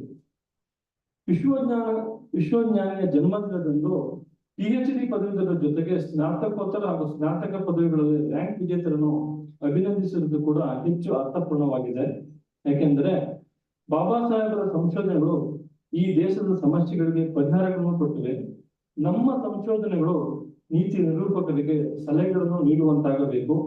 ಆರೋಗ್ಯವಂತ ಸಮಾಜ ನಿರ್ಮಾಣದ ಜೊತೆಗೆ ಆರೋಗ್ಯವಂತ ಮನಸ್ಸುಗಳನ್ನು ಕಟ್ಟುವ ಕಡೆ ನಮ್ಮ ಸಂಶೋಧನೆಗಳು ಹೆಚ್ಚು ಹೆಚ್ಚು ತೆರೆದುಕೊಳ್ಳಬೇಕಿದೆ. ಇಲ್ಲಿ ಅಭಿನಂದನೆಯನ್ನು ಸ್ವೀಕರಿಸಲು ಭಾಗವಹಿಸುವ ತಾವೆಲ್ಲರೂ ಮುಂದಿನ ಬದುಕನ್ನು ಕಟ್ಟಿಕೊಳ್ಳುವ ವಿಶ್ವಾಸವನ್ನು ಬಾಬಾ ಸಾಹೇಬರ ಚಿಂತನೆಗಳ ಮೂಲಕ ಪಡೆದುಕೊಳ್ಳಬೇಕೆಂದು ಆಶಿಸುತ್ತಾ ಅಂಬೇಡ್ಕರ್ ಅವರು ಹೇಳಿದ ಮಾತನ್ನು ಇನ್ನೊಮ್ಮೆ ಉಲ್ಲೇಖಿಸಲು ಬಯಸುತ್ತೇನೆ. This is very, very important for the who has gone through higher education. Our society has progressed a little bit with education. Some persons have reached high post after getting education, but these educated persons have betrayed me.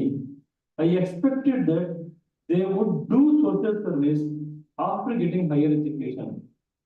But what I see is a small crowd of small and big thugs who are busy in filling their own bellies.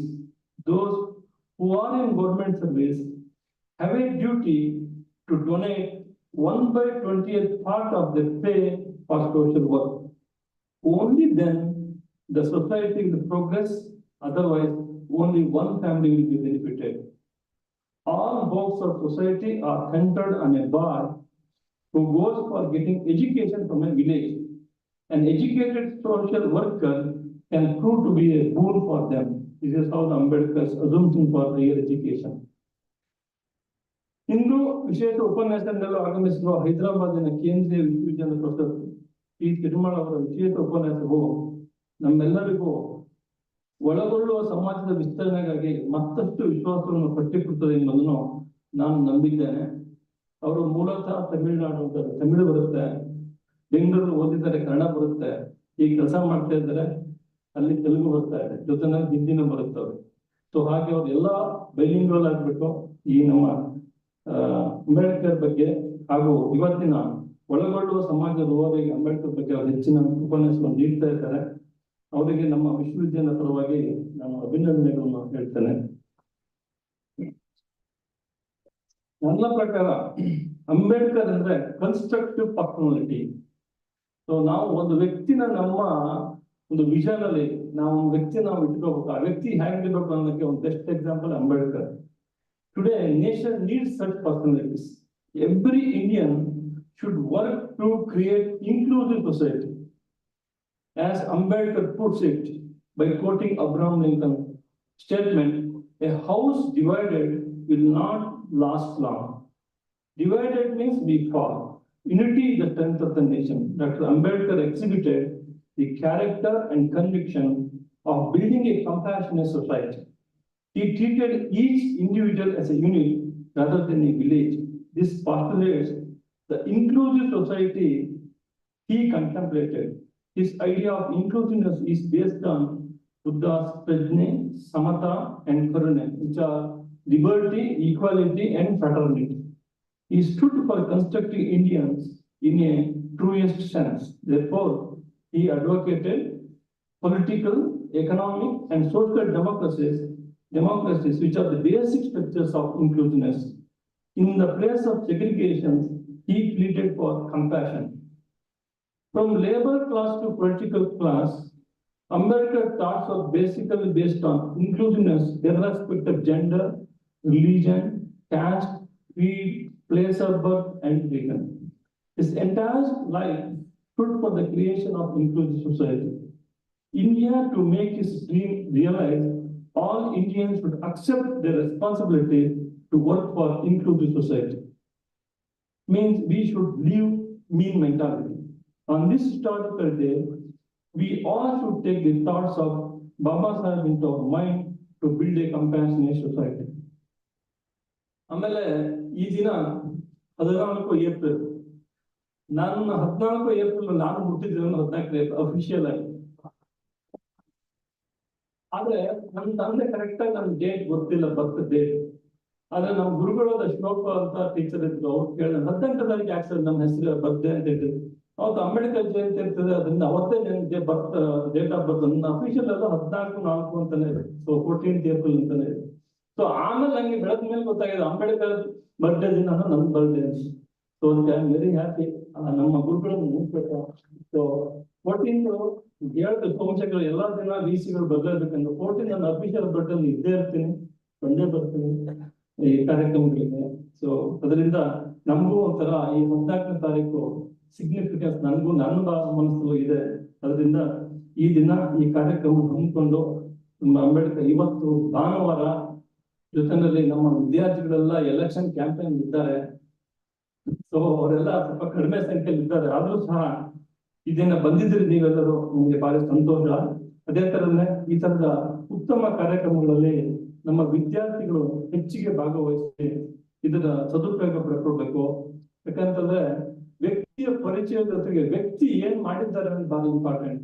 Gandhiji ಇರ್ಬೋದು, ಅಂಬೇಡ್ಕರ್ ಇರ್ಬೋದು, ಇತರ ಮಹಾನ್ ವ್ಯಕ್ತಿ ಬಸವಣ್ಣವ್ರು ಇರ್ಬೋದು, ಅವ್ರನ್ನ ನಾವು ತಿಳ್ಕೊಬೇಕು. ಅದು ತಿಳ್ಕೊಂಡು ನಾವು ಮುಂದಿನ ನಮ್ಮ ಜೀವನದಲ್ಲಿ ನಾವೇನು ಅಳವಡಿಸ್ಕೋಬೋದ ಅನ್ನೋದನ್ನ ನಾನು ಹೇಳೋದು. ನನಗೆ ಭಾರಿ ಇಷ್ಟವಾಗಿದ್ದು ಅಂಬೇಡ್ಕರ್ ಅಂತಂದ್ರೆ ಅವ್ರು ಓದಿದ್ದು. ಅದ್ ಎಷ್ಟು ಓದಿದಾರೆ ಅವ್ರು ಅಂದ್ರೆ ಅವ್ರ ಡಿಗ್ರಿ ಮುಂದೆ ನೋಡುತ್ತಾರೆ, ನಂಗೆ ಇದಾಗುತ್ತೆ ಹಿಂಗ್ ಸಾಧ್ಯ ಇದೆ ಎಷ್ಟು ಓದಿ. ಆದ್ರೆ ಅವರು ಟೆರಿಫಿಕ್ ರೀಡರ್ ಅಂತ ಯಾರೋ ಒಬ್ರು ನಂಗೆ ಕೇಳಿದ್ರು. ಒಂದ್ ಕಡೆ ಟ್ರಾವೆಲ್ ಮಾಡ್ಬೇಕಂದ್ರೆ ಒಂದ್ ಬುಕ್ ಮುಗಿಸ್ತಾ ಇದ್ರು ಅನ್ನೋದನ್ನ ನಾನು ಕೇಳಿದ್ದೇನೆ. ಸೊ ಅದರಿಂದ ನಾವು ಆ ಮಟ್ಟದಲ್ಲಿ ಓದೋಣ. ಪುಸ್ತಕ ಓದೋದ್ರಿಂದ ಜ್ಞಾನ ಜಾಸ್ತಿ ಆಗುತ್ತೆ. ಅದೇ ತರನೇ ಈ ದಿನ ನಾವು ಅದನ್ನ ಅನ್ಕೊಂಡು ಲಾಸ್ಟ್ಗೆ ಅವ್ರದ್ದು ಇನ್ನೊಂದು ಕೋಟ್ ನ ಹೇಳಕ್ ಇಷ್ಟಪಡ್ತೇನೆ. We are fighting for honour, we are getting ready to lead mankind to perfection.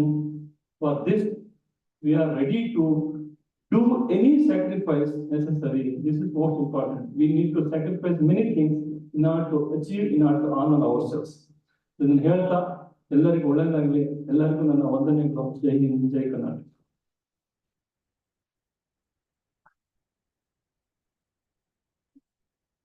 ಶಿಕ್ಷಣವೇ ಶಕ್ತಿ, ಶಿಕ್ಷಣವೇ ಅಸ್ತ್ರ ಅನ್ನುವಂತಹ ಅಂಬೇಡ್ಕರದ ಮಾತುಗಳನ್ನ ಉಲ್ಲೇಖಿಸ್ತಾ ಉದ್ಘಾಟನಾ ಮಾತುಗಳನ್ನಾಡಿದಂತ ನಮ್ಮ ಗೌರವಾನ್ವಿತ ಹಸನ್ಮುಖಿಗಳು ಆದಂತ ಕುಲಪತಿಗಳಿಗೆ ತುಂಬ ಹೃದಯದ ಧನ್ಯವಾದಗಳು. ಹಾಗೆ ಇವತ್ತು ಅವರೊಂದು ವಿಷಯ ಹೇಳಿದ್ರು, ಇವತ್ತು ಅವರ ಅಫಿಷಿಯಲ್ ಬರ್ತಡೇ ಅಂತ ನಮ್ಮ ನಿಮ್ಮೆಲ್ಲರ ಪರವಾಗಿ ಅವರಿಗೆ ಹುಟ್ಟುಹಬ್ಬದ ಶುಭಾಶಯಗಳನ್ನ ಈ ವೇದಿಕೆ ಮುಖಾಂತರ ನಾನು ಕೋರಲು ಇಷ್ಟಪಡ್ತಾ ಇದ್ದೀನಿ. ತಮಗೆ ಹುಟ್ಟುಹಬ್ಬದ ಶುಭಾಶಯಗಳು ಸರ್. ಈಗ ಈ ಕಾರ್ಯಕ್ರಮದ ವಿಶೇಷ ಉಪನ್ಯಾಸವನ್ನ ನೀಡ್ಬೇಕಂತೇಳಿ ಪ್ರೊಫೆಸರ್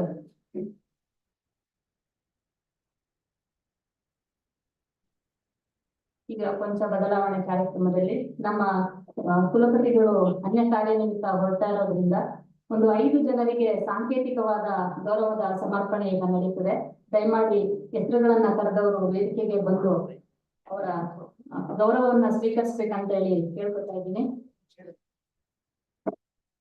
ನಮ್ಮ ಕೇಂದ್ರದ ಉಪನ್ಯಾಸಕರಾದ ಪ್ರೊಫೆಸರ್ ಡಾಕ್ಟರ್ ರಾಚಪ್ಪಾಜಿ ಸರ್ ಅವರು ಹೆಸರುಗಳನ್ನ ಕರಿಬೇಕಂತೇಳಿ ಮನವಿ ಮಾಡ್ತಾರೆ.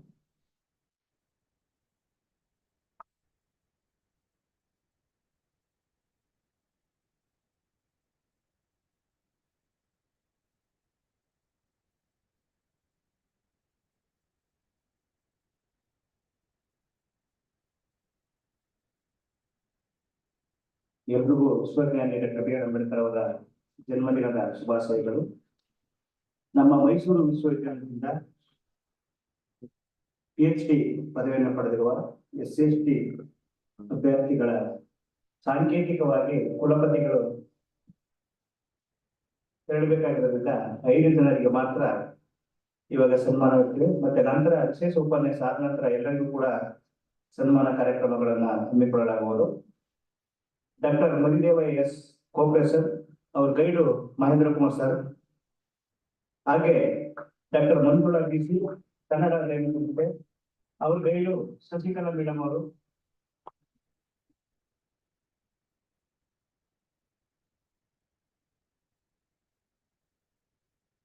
ಡಾಕ್ಟರ್ ಮುತ್ತುಕುಮಾರ್ ಅವರು ಕನ್ನಡ ಸಂಸ್ಥೆ, ಡಾಕ್ಟರ್ ಮೈಲಳ್ಳಿ ರೇವಣ್ಣ ಅವರು guide, doctor Yamuna D Raju ಅವರು ಜರ್ನಲಿಸಂ ಮಾಸ್ ಕಮ್ಯುನಿಕೇಶನ್, ಹಾಗೆ ಫಸ್ಟ್ ರ್ಯಾಂಕ್ ಪಡೆದಂತ ಅಭಿಷೇಕ್ ಅವರು ಜರ್ನಲಿಸಂನವರು ಬರಬೇಕು, ಜನಪದ ಅವ್ರು ಬರಬೇಕಾಗಿ ಮನವಿ ಮಾಡ್ಕೊಳ್ತೀವಿ.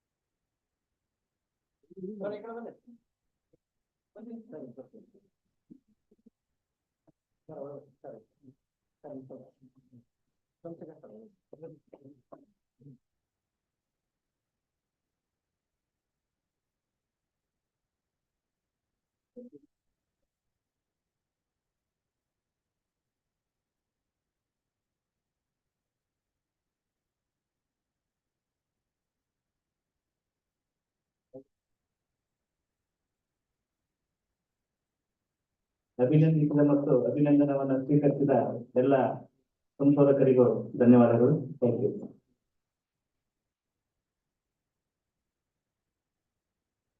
ಧನ್ಯವಾದಗಳು. ಈಗ ಈ ಕಾರ್ಯಕ್ರಮಕ್ಕೆ ವಿಶೇಷ ಉಪನ್ಯಾಸವನ್ನು ನೀಡಲು ಆಗಮಿಸಿರುವಂತಹ doctor P.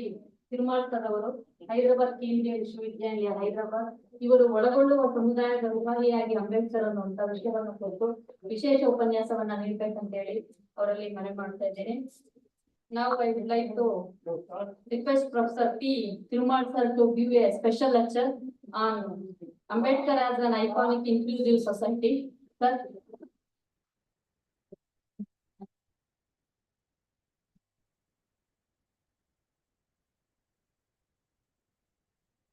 Greetings to everyone on this very historic day, 133rd birthday of Baba Sahib Ambedkar. Respected Vice Chancellor, Loknath Garu, Chief Guest, Basappa Garu, Chairperson, Professor Indira Garu, Professor Somshekhar Garu, Professor Narendra Garu, and Professor Jiranmurthy.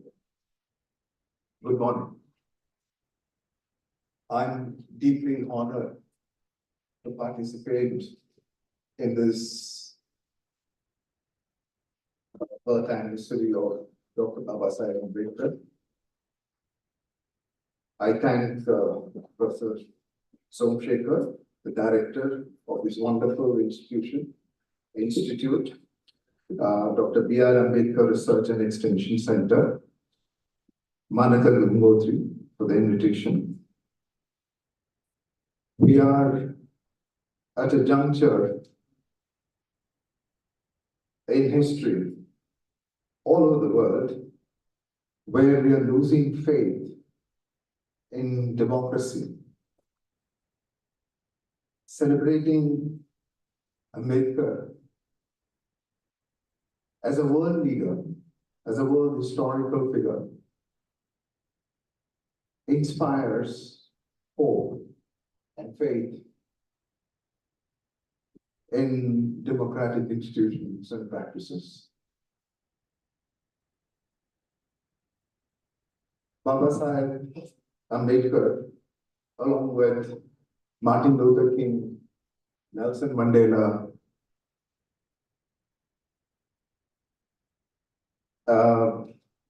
contributed to the idea of what may be called not just a societal good, not just a community good, but what may be referred to as a planetary good. I will be, in the course of 25 minutes or so, talking about the inheritance of Ambedkar What do poor people, what do voiceless people, what kind of a wealth they inherit from Baba Sahib Ambedkar? What are his inheritances? I'm delighted to be in a Mars Gangotri. ನನಗೆ ಕನ್ನಡ ಬರ್ತದೆ, but my scholarship is not lends itself to this language, so kindly apologize for that. I'm here in one of the oldest institutions, higher education institutions in the country and perhaps in South Asia as well. It has produced great minds. This place has produced great minds, exceptional teachers. I know I'm also breathing the air of an important city that also gave and continues to give ideological, literary fervor, emotional fervor. I'm hinting at Dalit Shankar Samiti, DSS. During the course of my presentation, I will broadly point towards Ambedkar's many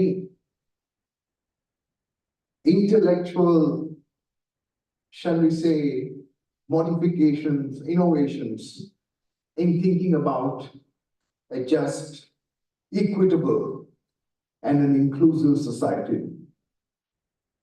What are the resources that he marshals to engage with this question? Where are his resources coming from to think about a collective good, think about an inclusive society?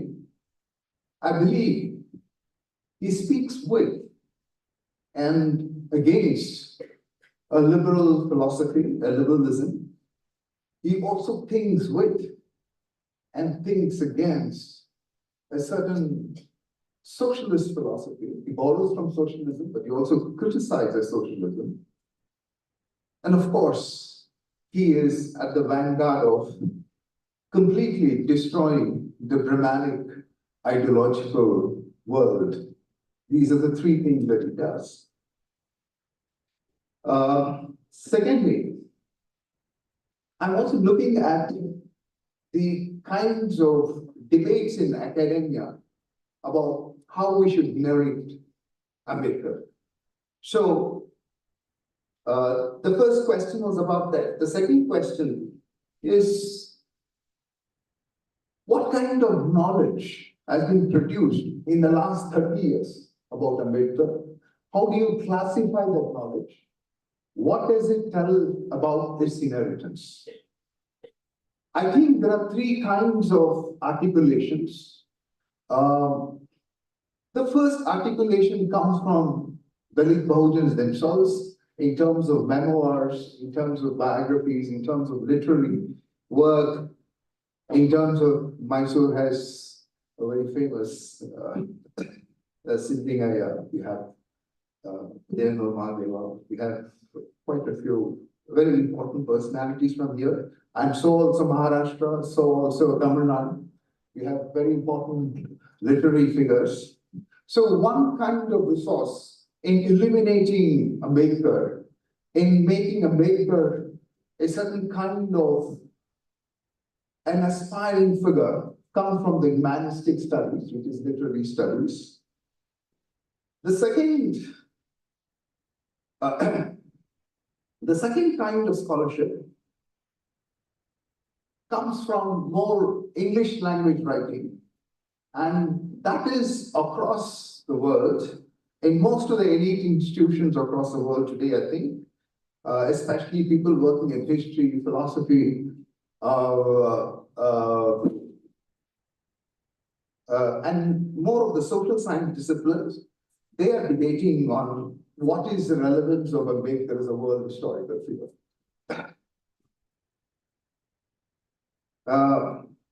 The third kind of writing comes from the more, what shall I say, the right-wing hagiographies, how they appropriate Ambedkar, with no particular emphasis on theorizing a just and inclusive society. They remove a certain way, a critique of the Brahmanic thought while they are praising Ambedkar in the third kind of work. The proposal, thirdly, I'll try to propose a certain kind of constitutionalism mixed with a Buddhist ethos of moral individualism. Very often we are told Ambedkar is a statist. He only is bothered about the state. But there is a sense after his conversion, there is a sense that he wants to characterize this individual not just as a liberal individual, but as a moral individual. And he wants to borrow a certain ethos from Buddhism in order to do that. I profusely, for the last proposal, I profusely draw from Guru and Sundar Sarvai's work. But I'll first start with the need to establish connections of Ambedkar with two anti-caste movements from Tamil Nadu, namely the anti-caste movement which starts from 1870 onwards, before the advent of Periyar. The names that I'm associating here are Ayodhya Das, MC Raja. Yeah. Thank you, sir.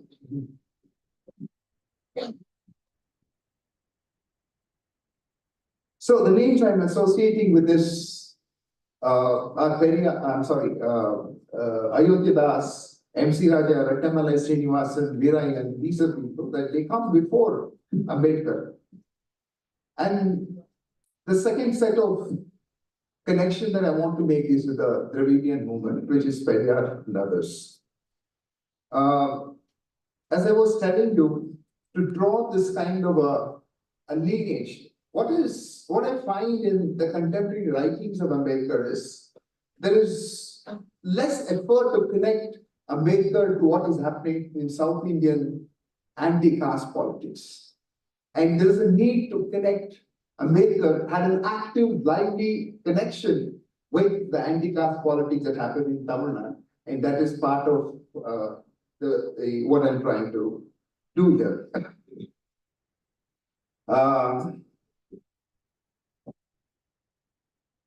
It was in the 80s that Ambedkar had not yet become a national icon. Like when we went to school, I'm now just about 60 years, but I'm talking about my school days.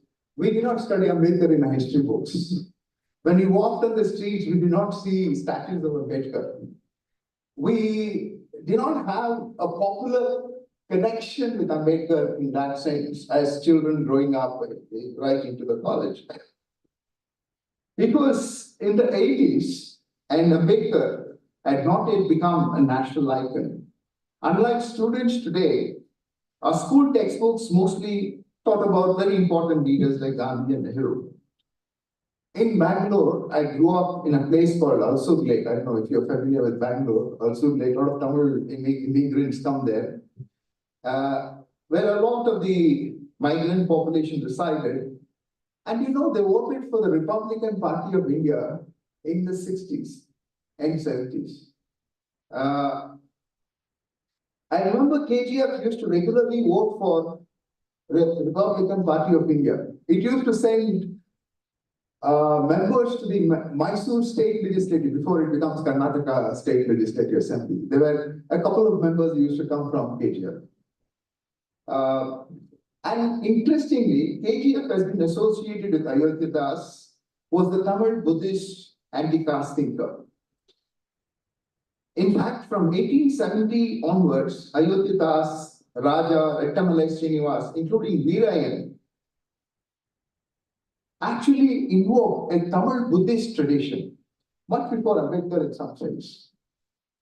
Ambedkar drew from Ayodhya Das, invoking of the untouchable caste association, with a glorious Buddhist tradition, which was a living tradition in South and in Far East Asia. He used to go to Sri Lanka, he used to go to neighboring countries where Buddhism was a living tradition at that time for Ayurvedas. We need to draw some kind of South Indian lineage to appropriate Ambedkar as not only a leader of Western India, but also someone who was in conversation with Ayodhyadas, Raja, Rattamale Srinivasan Periyar later. This connection is not very strong now in academics. The legacy of Ambedkar has been made visible either in popular culture or movies or through the formal education system, which we currently have. In fact, somebody like Ranjit is making so many movies based on the theme of Ambedkar. The second point that I want to make is about absence of Ambedkar in academia. We all know Ambedkar was completely lost to the Indian academic world before the 1990s. Secular Marxist intellectuals, namely Bengali Bhadralok and other caste intellectuals from elite institutions, presided over the content and character of Indian social science enterprise, failed to notice the figure of Ambedkar. In fact, in an interview by M.N. Srinivas, in the I think just in the just before he died, he said, somebody asked him, the question that they asked him was, what do you think of Ambedkar's annihilation of caste? And M.N. Srinivas did not reply to that. Instead, he just laughed. So the Indian social science has that flavor of laughing at these concerns in some sense. From the 1990s, empire and nationalist thought were the fulcrum around which radical scholarship from post-colonial scholars residing in modern metropolitan West wrote and thought about modernity. If you look at social science literature from the 90s to the 2000s, you'll find a lot of literature on nationalist thought, which again does not make Ambedkar a very central figure in that. Today, we should be proud to bequeath ourselves with an intellectual and moral inheritance that interrogated and contested this grammatical inheritance. I think today almost all important educational institutions, higher education institutions, have accepted this project. That apart, the project of Baba Saheb has barely begun. That's what my colleague, Professor Shomshekar, was saying. We have not yet become an inclusive society. Our economic, social indicators for a large section of people, mainly Dalits, Adivasis, minorities, are deeply troublesome. The next point which I would like to make is about the kind of articulations which I just mentioned in the first instance as a Dalit Bahujan inheritance. What is the nature of this knowledge? One is the Dalit Bahujan folkloric and mythicized expressions where he's seen as a messiah and deified, and the other in this tradition you find folklore, poetry, songs. Just now one of our colleagues he sang folklore, poetry, songs, novels, biographies. Ambedkar appears almost like a deity or messiah, like Buddha or Jesus or Nanak. Now, Ambedkar is often mythicized and raised up as an iconic superhero who contested the mighty Brahmanical realm and liberated the depressed masses from the dark of servitude, illiteracy, and powerlessness. An alternate stream of, this is writings in English and mostly done by upper caste, aim to showcase nuances in his character. Many of them are brilliant works based on the huge Ambedkar archive, very brilliant. Aim to showcase nuances in his character and ideas and treat him not only as a philosopher constitutionalist and religious leader, but also as a modern individual with flaws, with limitations, to make him more human in some sense. These writings on Ambedkar, even as they stand against the right-wing agenda and reflect sensitively on the emotive aspects of his life legacy, keep a distance from the Dalit Bahujan ideological orientation. What I'm saying is, when you're doing work in Calcutta, when you're doing work in Delhi, when you're doing work in London or in Wisconsin, somewhere else, they engage with Ambedkar as some kind of an intellectual. And forgetting that, people in Maharashtra, he is a father figure. There is so much love and affection. They do not consider the emotional relationship with Ambedkar while they're working on their brilliant work, but they don't get that affective relations into their work. That part of it is not woven into their work.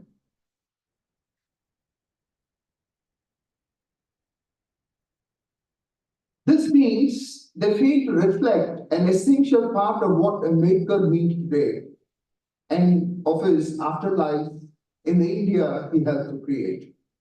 There is detached, non-involved manner in which Ambedkar is just like how somebody works in a chemistry lab. That's the way they work in that. Actually, he's not something that you engage with him as a very humane person.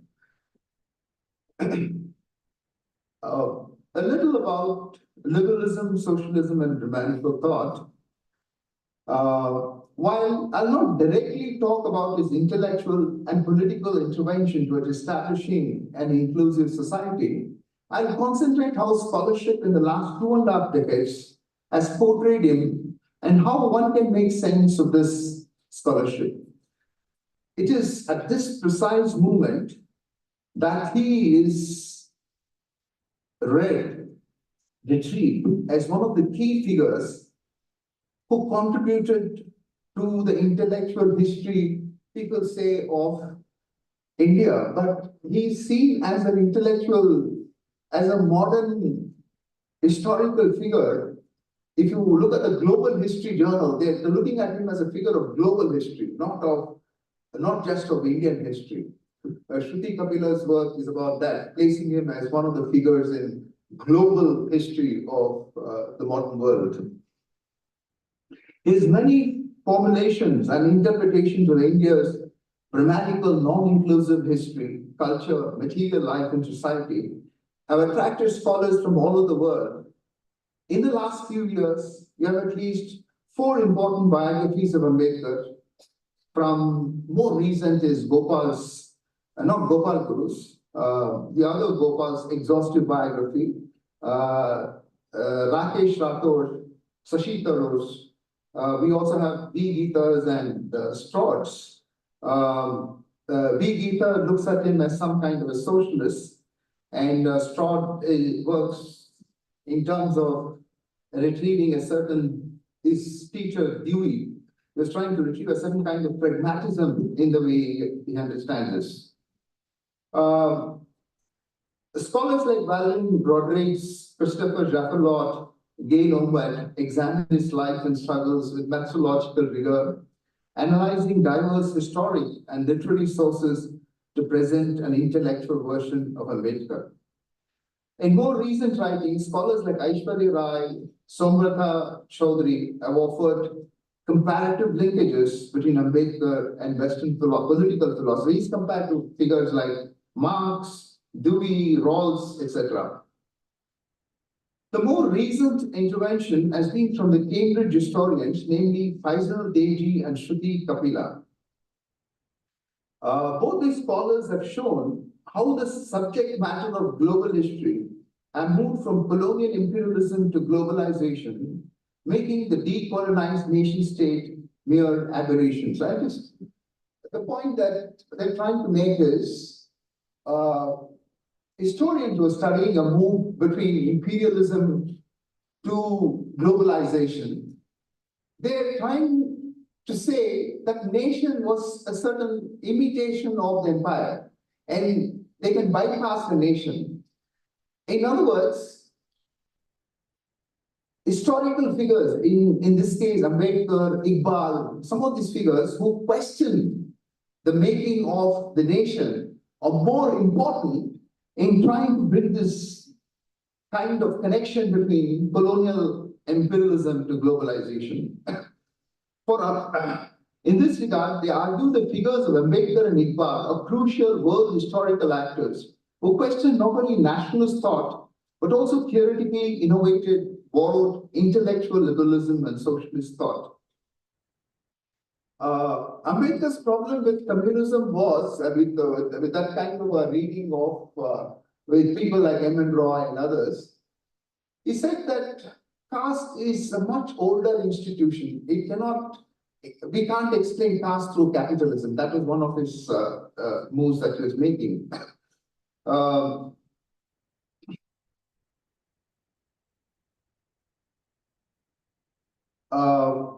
Shruti Kapila also works on what she would call as the social majority and the political majority. Actually, this has become an issue today. Ambedkar believed that India was not a society, many of you know, but hierarchically organized caste communities. His wish was that caste communities should disintegrate and form an equitable and just society. However, he thought that social majorities cannot be conflated to political majorities. What is happening is the nation form can accommodate, for instance, if it is France, they produce a people called the French. If it is German, they produce a people called French. But if it is India, we cannot produce a people called India according to Ambedkar or India. We can only produce a people called Muslims, we can only produce a people called untouchables. So it's a problem for the model of the nation state itself.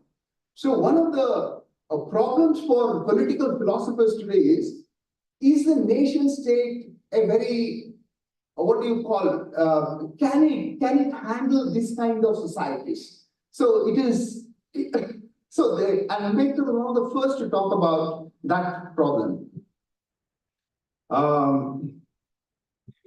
So Ambedkar's distinction between social and political majority is based on the absence of moral individualism in the constitution of the majority.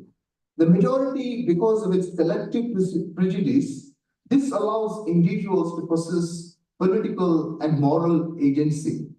The self-professed majority has no authority except force. It is in that sense only Dalits as a non-majority community or any minority community have to perform through persuasion rather than force to claim the majority's consent. Shruti Kapila calls this theorizing of Ambedkar as representing a political orientation known as agonism, while the majority's use of force as representing a political orientation known as antagonism. Ambedkar's concern for inclusion is based on persuasion and therefore is one of the foremost non-violent thinkers of 20th century. The next point I would want to make and then probably conclude is there's a mixing of I was talking about this idea called the moral individual. What is the moral individual in some sense? It is a mixing of liberalism with Buddhism in order to conceive an idea of a moral and responsible individual. If one were to go by the work of Guru and Sarukai, at a deeper level, there is a political call for a certain kind of self-emancipation from the knowledge of from the knowledge mission of the upper caste.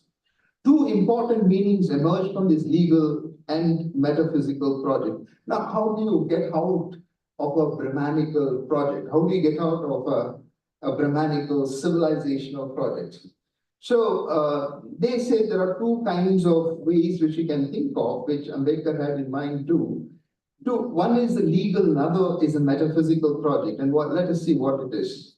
For Dalits, liberal constitutional law is to be embraced because it guarantees the Dalit equal access to political competition, to political society. I'm very happy, I was told that your institute did a 2-month continuous talk on constitutions. I think this is part of that kind of a project. On the other hand, Brahmanical law is to be overthrown once and for all, not through force. With force, we cannot overthrow Brahmanical law. And that is one of the reasons why Ambedkar, it was a very personal decision for converting. Now, the Dalit critique in Crack Mirror bears traces of both tendencies. Its beginning is a political call for Dalit's theoretical self-emancipation from the knowledge mission of their caste. This knowledge mission is inserted, the mind-body duality that we associate mind with knowledge, right? But in terms of a Brahmanical project, it is not neither the mind nor the body, according to Sundar Sarkar. It is that which governs both the body and the mind. What do you call? If you want to take over a Brahmanic project, it's not merely through mind or merely through body you can do it. It is that which governs both the body and mind. It's the metaphysics, and that is more difficult to do. The work is such kind of a work is not psychological, it is not cognitive. What is at stake here is a conceptual basis of psychology and cognition. And for this reason, the bill refers us not to constitutionalism, but the inner realm where a kind of soul work akin to conversion is to take place. While Ambedkar recognizes constitutional morality is fundamental to the existence of citizens in general, and Dalits in particular, the larger task is to inscribe, I'm sorry, it's a very technical language, but I wouldn't know how else to do this. The larger task is to inscribe in the soul the shape of a historical will. We may say that the Indian state as a Brahmanical disposition coupled with crude liberalism or neoliberalism. In other words, a language of rights may not suffice, and therefore there's a need to follow moral principles of Buddhism as enshrined and interpreted by Ambedkar. Let me conclude by saying what I've tried to do so far is to understand Ambedkar's theoretical innovation with regard to freedom, agency, and notions of inclusion. He engages with liberalism, socialism, and of course, tries to take on Brahmanical thought and practices which is against inclusion. He reinterprets liberalism and socialism and invokes the historical will of Buddhism, which fought Vedic India, but was radically eliminated there afterwards. He wants to restore Buddhism as a form for thinking and practicing the highest form of kindness, friendship, maitri, and inclusion. Thank you so much.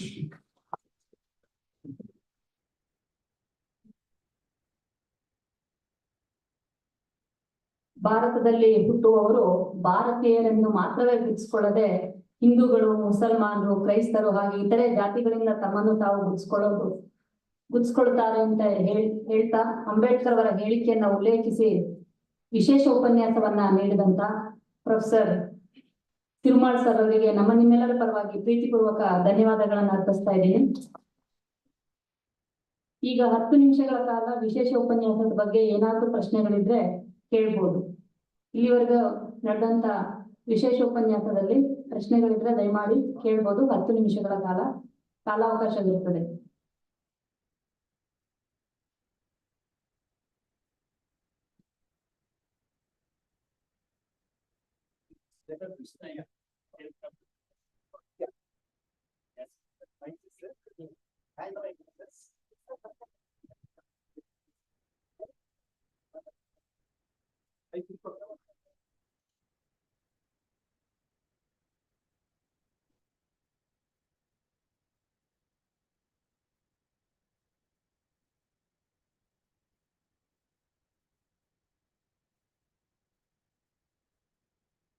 I wish you all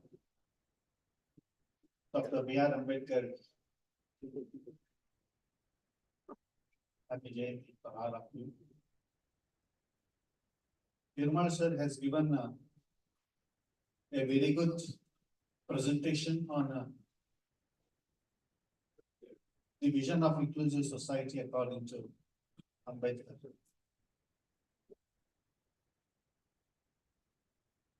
No doubt that Dr. B.R.Ambedkar, he himself symbolizes an inclusive personality. And during the process of his thought and struggle, he succeeded in proving that not only his philosophy was only a vision,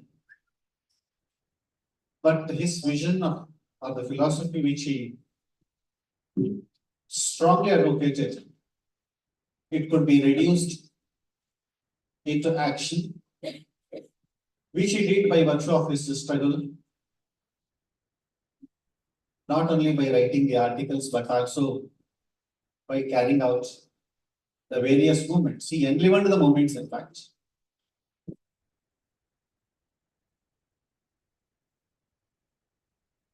His vision of emancipation itself has a great value.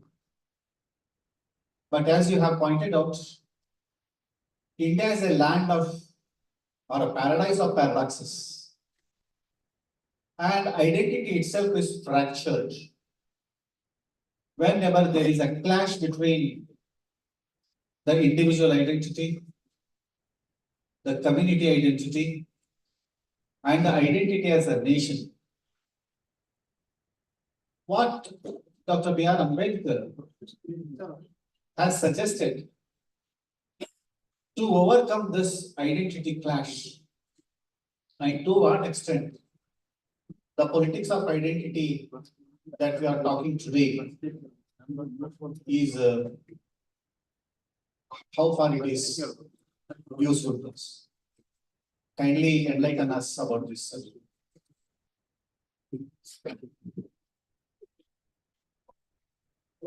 Thank you for that very important question. What is identity and what are the limits of identity? And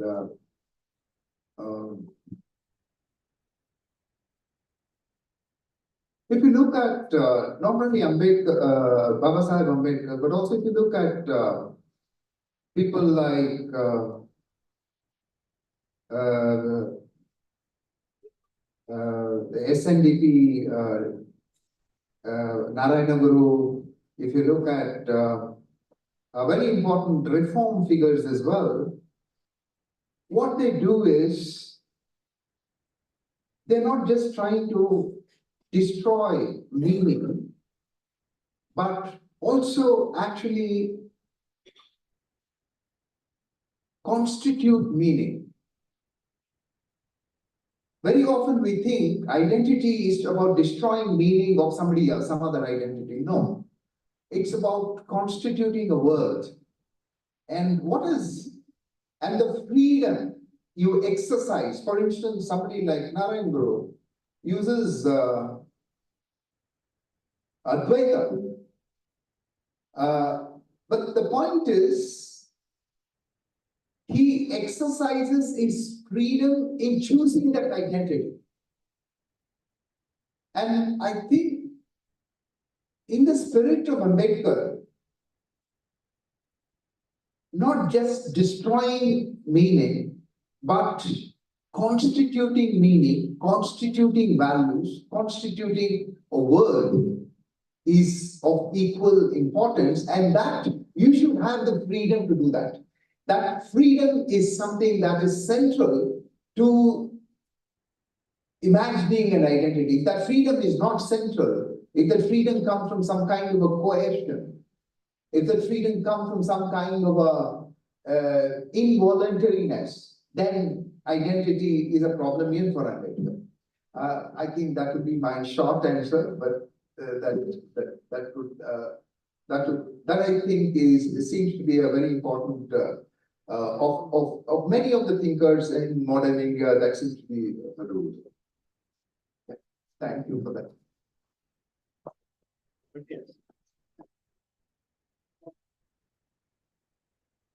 Hello, Namaskar. I'm Vijay. I teach English in the college. That was a very thought-provoking presentation by Professor Singma. In the beginning of your, it's not a question, I'm just making an observation. In the beginning of your presentation, you made reference to the appropriative politics of appropriation, especially by the right-wing forces. That reminded me of two things actually. When I was looking into state reorganization politics in the 1950s and 60s, I happened to look at the views of Ambedkar about state reorganization. I also happened to look at the series of volumes brought out by two regimes, political regimes, one in the context of UPA government and the other one in the context of NDA government. And while making comparisons between these two series of volumes, I happen to notice one thing, that both the series are so contrastive in nature, in orientation, and in their perceptions, that it struck me that there is a need to compare these series brought out in UPS Sarkar and India Sarkar to understand how Ambedkar is being understood, perceived so differently, so in a contrastive manner, that the social scientists should definitely look into these matters because this will definitely help us understand politics of appropriation of Ambedkar and his thoughts. Second example that I can give you in connection with the right-wing appropriation of Ambedkar is how in North India statues are being installed by some right-wing forces. Probably in Uttar Pradesh or Bihar. There is an attempt to saffronize Ambedkar by painting him in a saffron color. So these are all important, small gestures, but very important for us to understand the politics of appropriation. So I wanted to make this observation and connect it to your point made in the beginning of your. Thank you. Thanks, Vijay. I just a quick people like Ashish Nandi, for instance, think there is a certain kind of a progressive Hinduism which is different from the Hindutva kind of religion.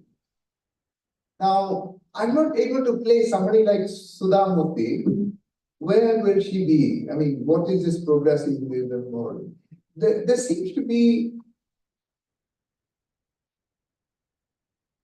the difference seems to be catching up very soon between what could be called as Hinduism and what is otherwise known as Hindutva. I think that if your question is also about link to that, then I think they are coming very close. Where you will not find it easy to separate these two in the future between progressive Hinduism and what can be called as the right-wing Hindutva. That will be difficult.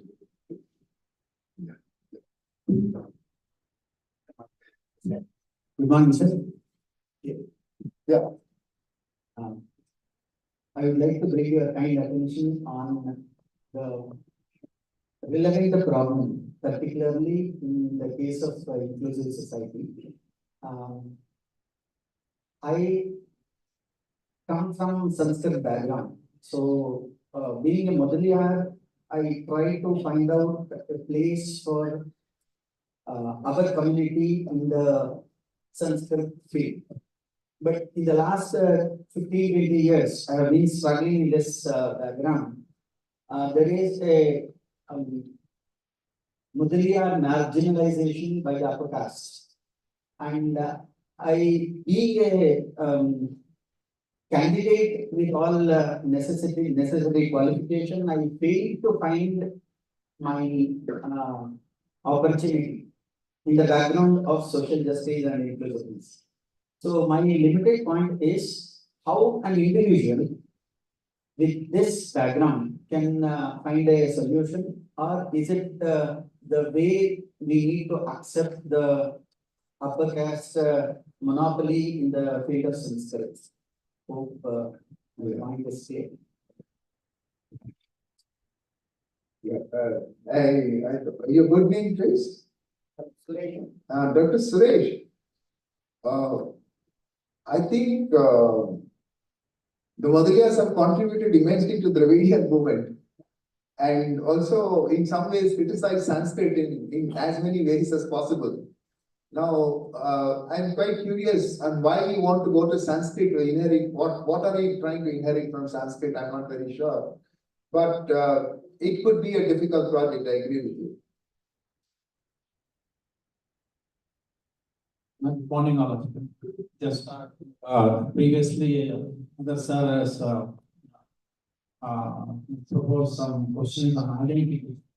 I think in today's scientific genesis analysis, scientists have clearly come out that largely Indian population, 97% of the population, all of you are Dravidian life.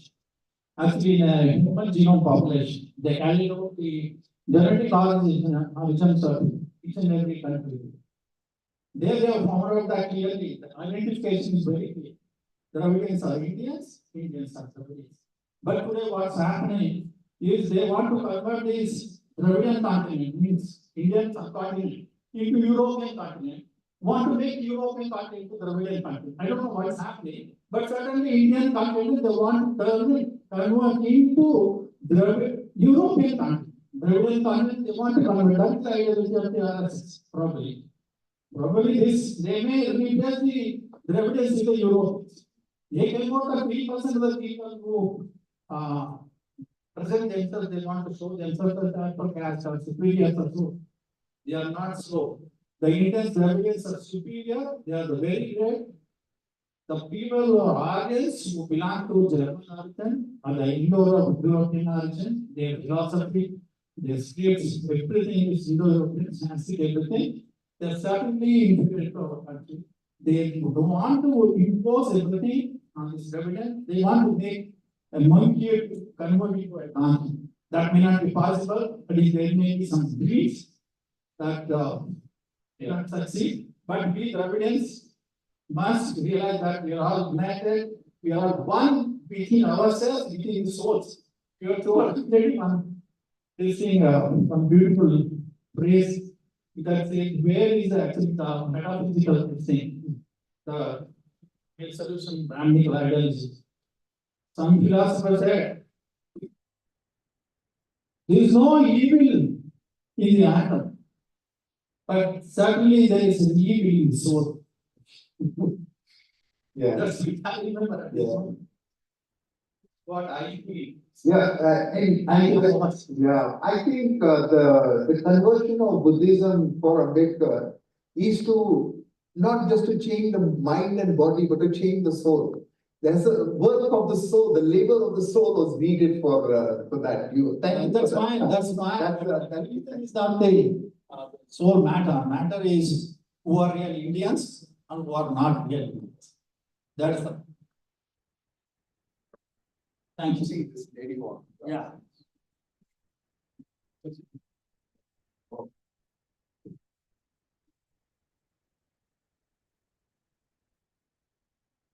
It's my humble observation. There was a mention of Ambedkar being Can you get it closer, please? Yes, Ambedkar being limited to the nation only, like the Indian nation as such. Well, there was a lot of there's a lot of thought that there's a division in the system and all of that. I would like to talk about. I would like to bring to your notice that there's a lot of globalization happening. There's a lot of immigration happening from India to other countries, from one state to another state. There's a lot of awareness that is coming up. There's a lot of awareness that's coming up, and there are a lot of divisions apart from the caste divisions or the religion divisions or the gender differences that we are seeing in India right now. And recently in California, there was a state law that came about that said that there was an issue between the IT employees, between the upper caste and the lower caste in the US. Cisco. Yes, sir. And they came up with a law to reduce that. So we migrating to other nations, and other nations coming to India, there are a lot of differences like racial, religion, caste, community, then gender, sexual orientations, and all of that. At that moment, Ambedkar will be relevant to the entire world when they learn the importance of the teachings of Ambedkar. So that is one positive note that I would like to make. Yeah, I totally agree with you. I mean, that's the point you and I was trying to reiterate. Yeah.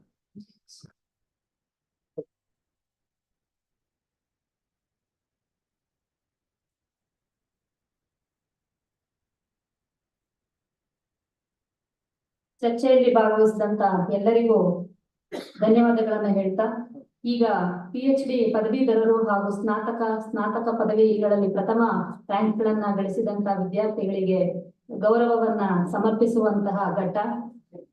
ಈ ಒಂದು ಪಟ್ಟಿಯನ್ನ ಓದ್ಬೇಕಂತ ಹೇಳಿ ಮಂಜು ಅವರು ಪರಿಶಿಷ್ಟ ಜಾತಿ ಹಾಗೂ ಪರಿಶಿಷ್ಟ ಪಂಗಡಗಳ ವಿಶೇಷ ಘಟಕ, ಮೈಸೂರು ವಿಶ್ವವಿದ್ಯಾಲಯ ಮೈಸೂರು, ನಮ್ಮ ಕೇಂದ್ರದ ಡಾಕ್ಟರ್ ರಾಜಪ್ಪಾಜಿ ಸರ್ ಅವರು ಈ ಪಟ್ಟಿಯನ್ನ ಓದ್ಬೇಕಂತ ಹೇಳಿ ಅವರಲ್ಲಿ ಮನವಿ ಮಾಡ್ತಾ ಇದ್ದೀವಿ. ದಯಮಾಡಿ ಯಾರೆಲ್ಲರ ಹೆಸರನ್ನ ಇಲ್ಲಿ ಕರೀಲಾಗ್ತದೆ ಅವರೆಲ್ಲ ಬಂದು ಗೌರವವನ್ನ ಸ್ವೀಕರಿಸ್ಬೇಕಂತ ಹೇಳಿ ಅವರಲ್ಲೂ ಕೂಡ ಮನವಿ ಮಾಡಲಾಗ್ತಾ ಇದೆ.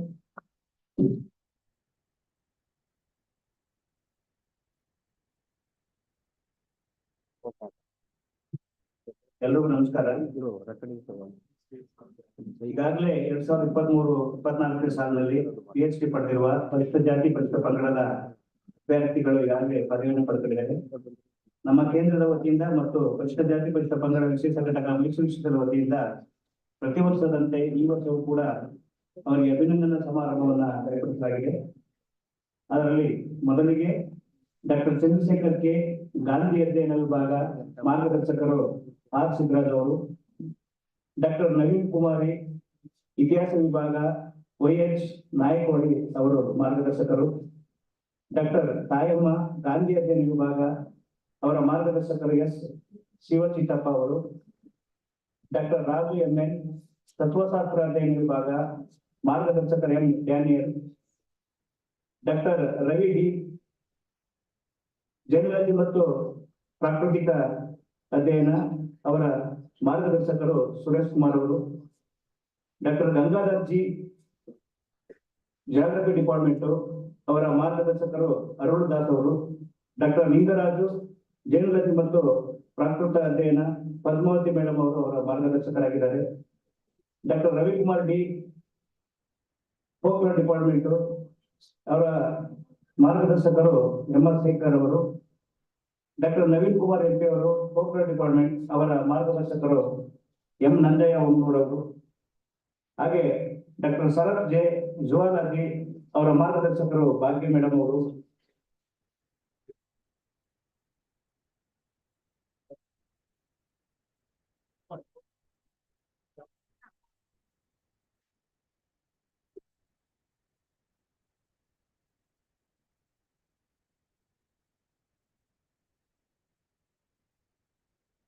ಮುಂದಿನ ತಯಾರಿ doctor Basavaraju earth science, doctor Nagaraj sir ಅವರು ಮಾರ್ಗದರ್ಶಕರು, ಡಾಕ್ಟರ್ ವಿಷಕಂಠ ಮೂರ್ತಿ ಅವರು ancient history archaeology, Kariyappa sir ಅವರು ಅವರ ಮಾರ್ಗದರ್ಶಕರು, ಡಾಕ್ಟರ್ ಪ್ರಕಾಶ್ ಕನ್ನಡ ಅವರ ಮಾರ್ಗದರ್ಶಕರು LV ಸುರೇಶ್ ಅವರು, doctor Kumaraswamy AN anthropology Annapurna madam ಅವರು ಅವರ ಮಾರ್ಗದರ್ಶಕರು, ಬಾಲಗಂಗಾಧರ್ ತಿಲಕ್ P ಕನ್ನಡ ಅವರ ಮಾರ್ಗದರ್ಶಕರು RC ದೇವರಾಜ್ ಅವರು, ಡಾಕ್ಟರ್ ರವಿಕುಮಾರ್ MB ಇತಿಹಾಸ ವಿಭಾಗ ಮಾರ್ಗದರ್ಶಕರು YH ನಾಯಕವಾಡಿ ಅವರು, ಡಾಕ್ಟರ್ ಆನಂದ್ S ಅವರು ಫಿಸಿಕ್ಸ್ ಡಿಪಾರ್ಟ್ಮೆಂಟ್ ಅವರ ಮಾರ್ಗದರ್ಶಕರು ಮಹೇಂದ್ರ M ಅವರು, ಡಾಕ್ಟರ್ ಗಿರೀಶ್ YS ಅವರು ಜನಪದ ವಿಭಾಗ ಅವರ ಮಾರ್ಗದರ್ಶಕರು ವಿಜಯಲಕ್ಷ್ಮಿ ಮೇಡಮ್ ಅವರು, ಡಾಕ್ಟರ್ ರಮೇಶ್ ಅವರು ಫಿಸಿಕಲ್ ಎಜುಕೇಶನ್ ಅವರ ಮಾರ್ಗದರ್ಶಕರು ಮುಗಲಿ ಅಳಗನ್ ಅವರು, ಡಾಕ್ಟರ್ ಸವಿತಾ BS ಅವರು ಇತಿಹಾಸ ಅವರ ಮಾರ್ಗದರ್ಶಕರು ರಾಚಯ್ಯ ಅವರು,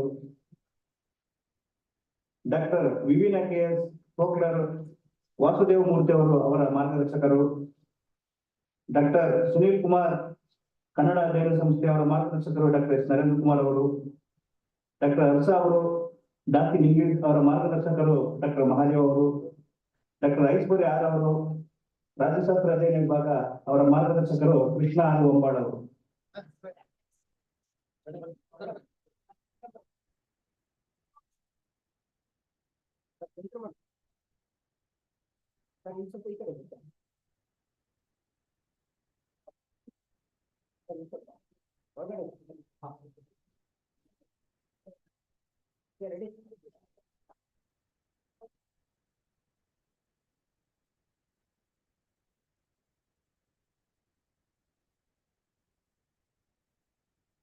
ನಾನು ಕರೆದಿರೋ ಹೆಸರು ಯಾರಾದ್ರೂ ಬಿಟ್ಟಾಗಿದ್ರೆ ದಯಮಾಡಿ ಹೆಸರನ್ನ ಹೇಳಬೇಕಾಗಿ ಅಂಬೇಡ್ಕರ್ ಕೇಂದ್ರದ ವತಿಯಿಂದ ಮತ್ತು ಪರಿಶಿಷ್ಟ ಜಾತಿ ಪರಿಶಿಷ್ಟ ಪಂಗಡ ವಿಶೇಷ ಘಟಕದ ವತಿಯಿಂದ ಮನವಿಯನ್ನ ಮಾಡ್ಕೊಳ್ತಾ ಇದ್ದೀವಿ.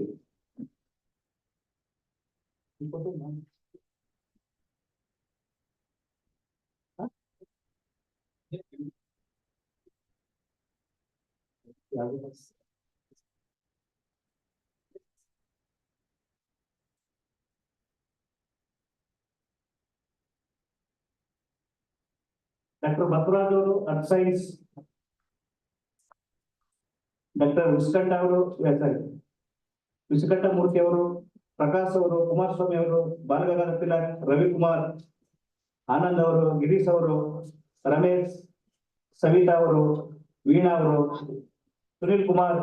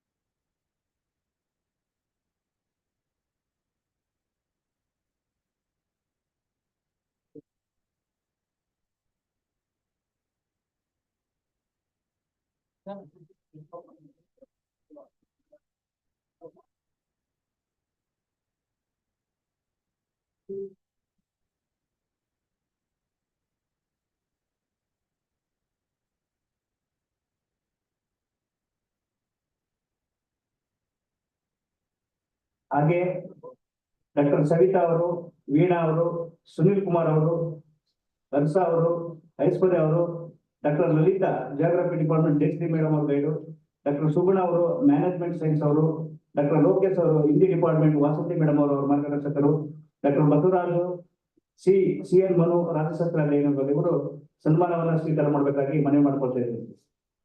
ದಯಮಾಡಿ ಯಾರಾದ್ರೂ ಹೆಸರು ಬಿಟ್ಟಾಗಿದ್ರೆ ದಯಮಾಡಿ ಇಲ್ಲಿಗೆ ಬಂದು ನನಗೆ ಹೆಸರು ಹೇಳಿದ್ರೆ ನಾನು ಅವ್ರನ್ನ ಕರಿತೀನಿ.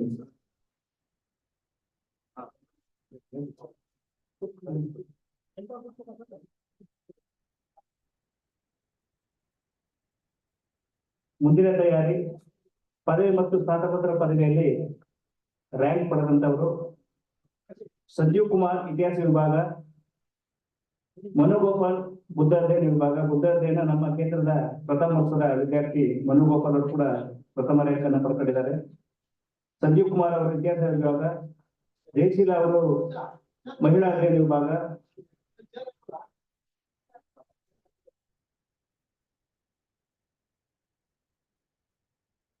ಅಭಿನಯಕ ಅವರು ಕೂಡ ಪ್ರಥಮ ರ್ಯಾಂಕ್ ಅನ್ನು ಪಡ್ಕೊಂಡಿದ್ದಾರೆ. ಸಚಿನ್ ಕುಮಾರ್ ಅವರು ಸಮಾಜಶಾಸ್ತ್ರದಿಂದ ಪ್ರಥಮ ರ್ಯಾಂಕ್ ಅನ್ನು ಪಡ್ಕೊಂಡಿದ್ದಾರೆ. ಇವರೆಲ್ಲರೂ ಕೂಡ ಮುಂದಿನ ತಯಾರಿ ಆಗಬೇಕಾಗಿ ಮನವಿ ಮಾಡ್ಕೊಳ್ತಾ ಇದ್ದೇವೆ.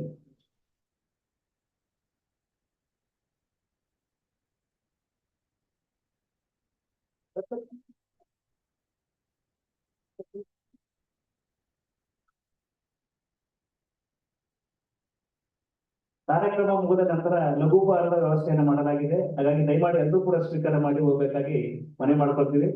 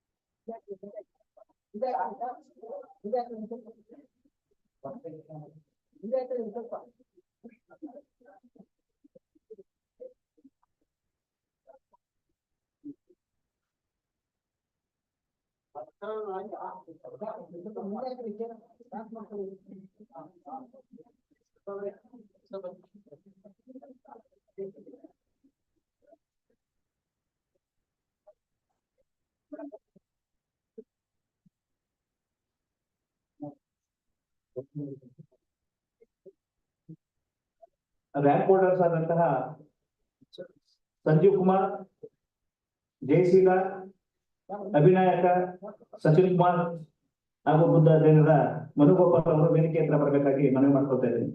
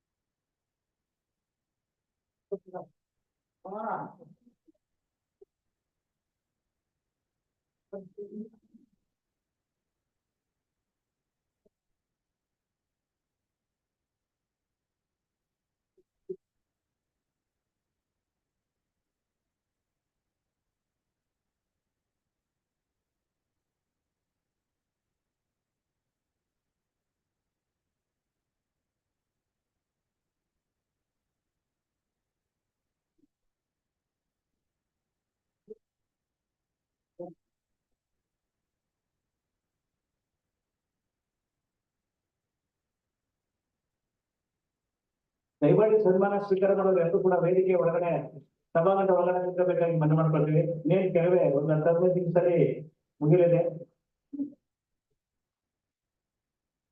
ದಯಮಾಡಿ ಎಲ್ಲರೂ ಕೂಡ ಸೀಟನ್ನು ಅಲಂಕರಿಸಬೇಕಾಗಿ ಮನವಿ ಮಾಡ್ಕೊಳ್ತಾ ಇದ್ದೇವೆ.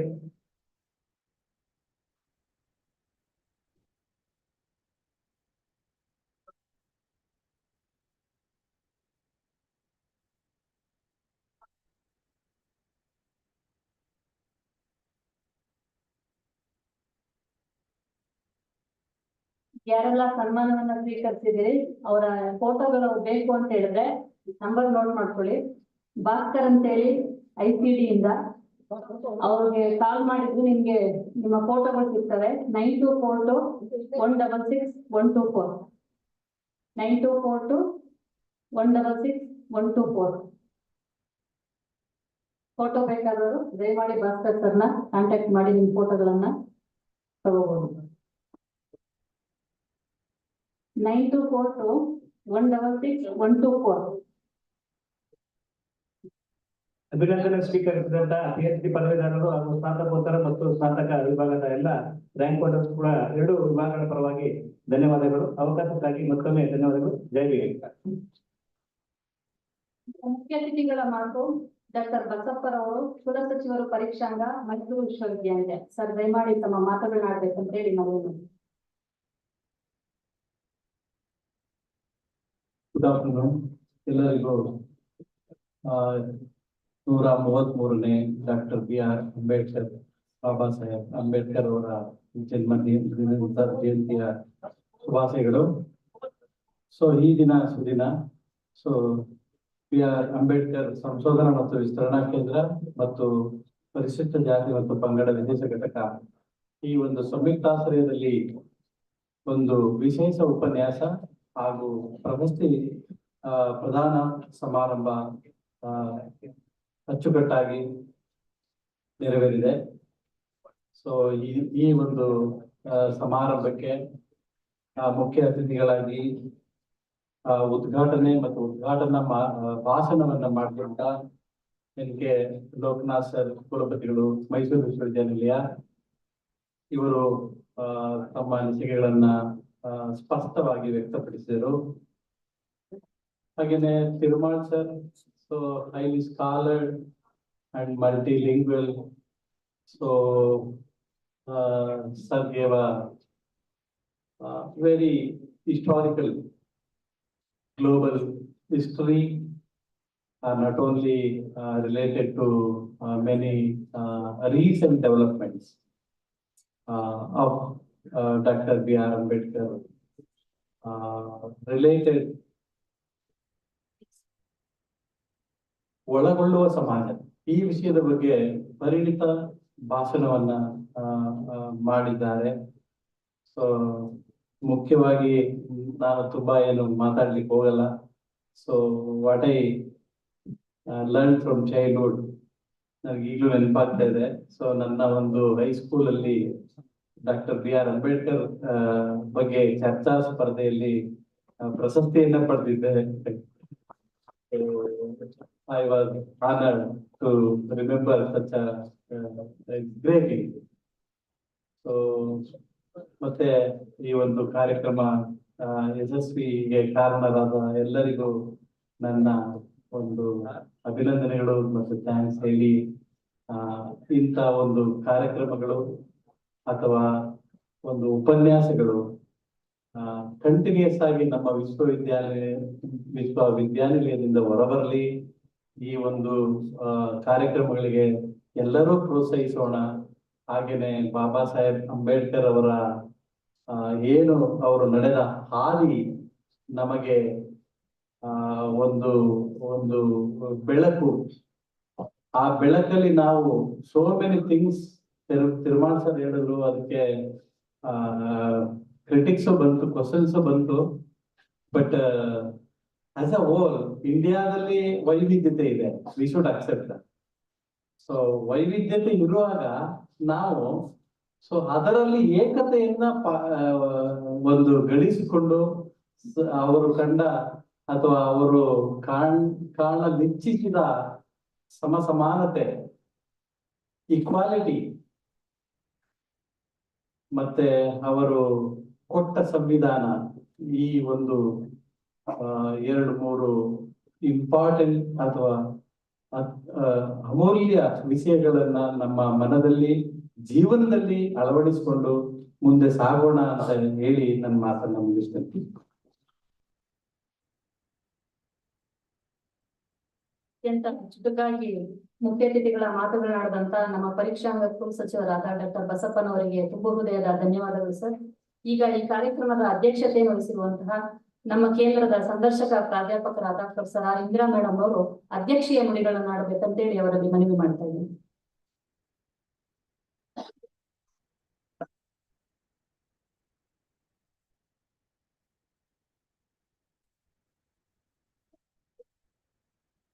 ಎಲ್ರಿಗೂ ನಮಸ್ಕಾರ. ವೇದಿಕೆಯ ಮೇಲೆ ಮತ್ತು ಸಭಾಂಗಣದಲ್ಲಿ ಇರುವ ನನ್ನ ಎಲ್ಲ ಆತ್ಮೀಯ ಬಂಧುಗಳೇ, ನನಗೆ ಏನು ಹೆಚ್ಚು ಮಾತಾಡೋದಿಲ್ಲ, ಅವರಷ್ಟು ಪ್ರಬುದ್ಧವಾಗಿ ಮಾತನಾಡಿದ ಮೇಲೆ ಅಂತ ನಾನು ಅನ್ಕೊಂಡಿದ್ದೀನಿ. 1-2 ವಿಷಯಗಳನ್ನ ಮಾತ್ರ ನಾನು ಹೇಳಕ್ ಇಚ್ಛೆ ಪಡ್ತೀನಿ. ಬಾಬಾ ಸಾಹೇಬ್ ಅಂಬೇಡ್ಕರ್ ಅವರ ಜನ್ಮದಿನ ಏಪ್ರಿಲ್ 14 ನಾವು ಆಚರಣೆ ಮಾಡ್ತೀವಿ.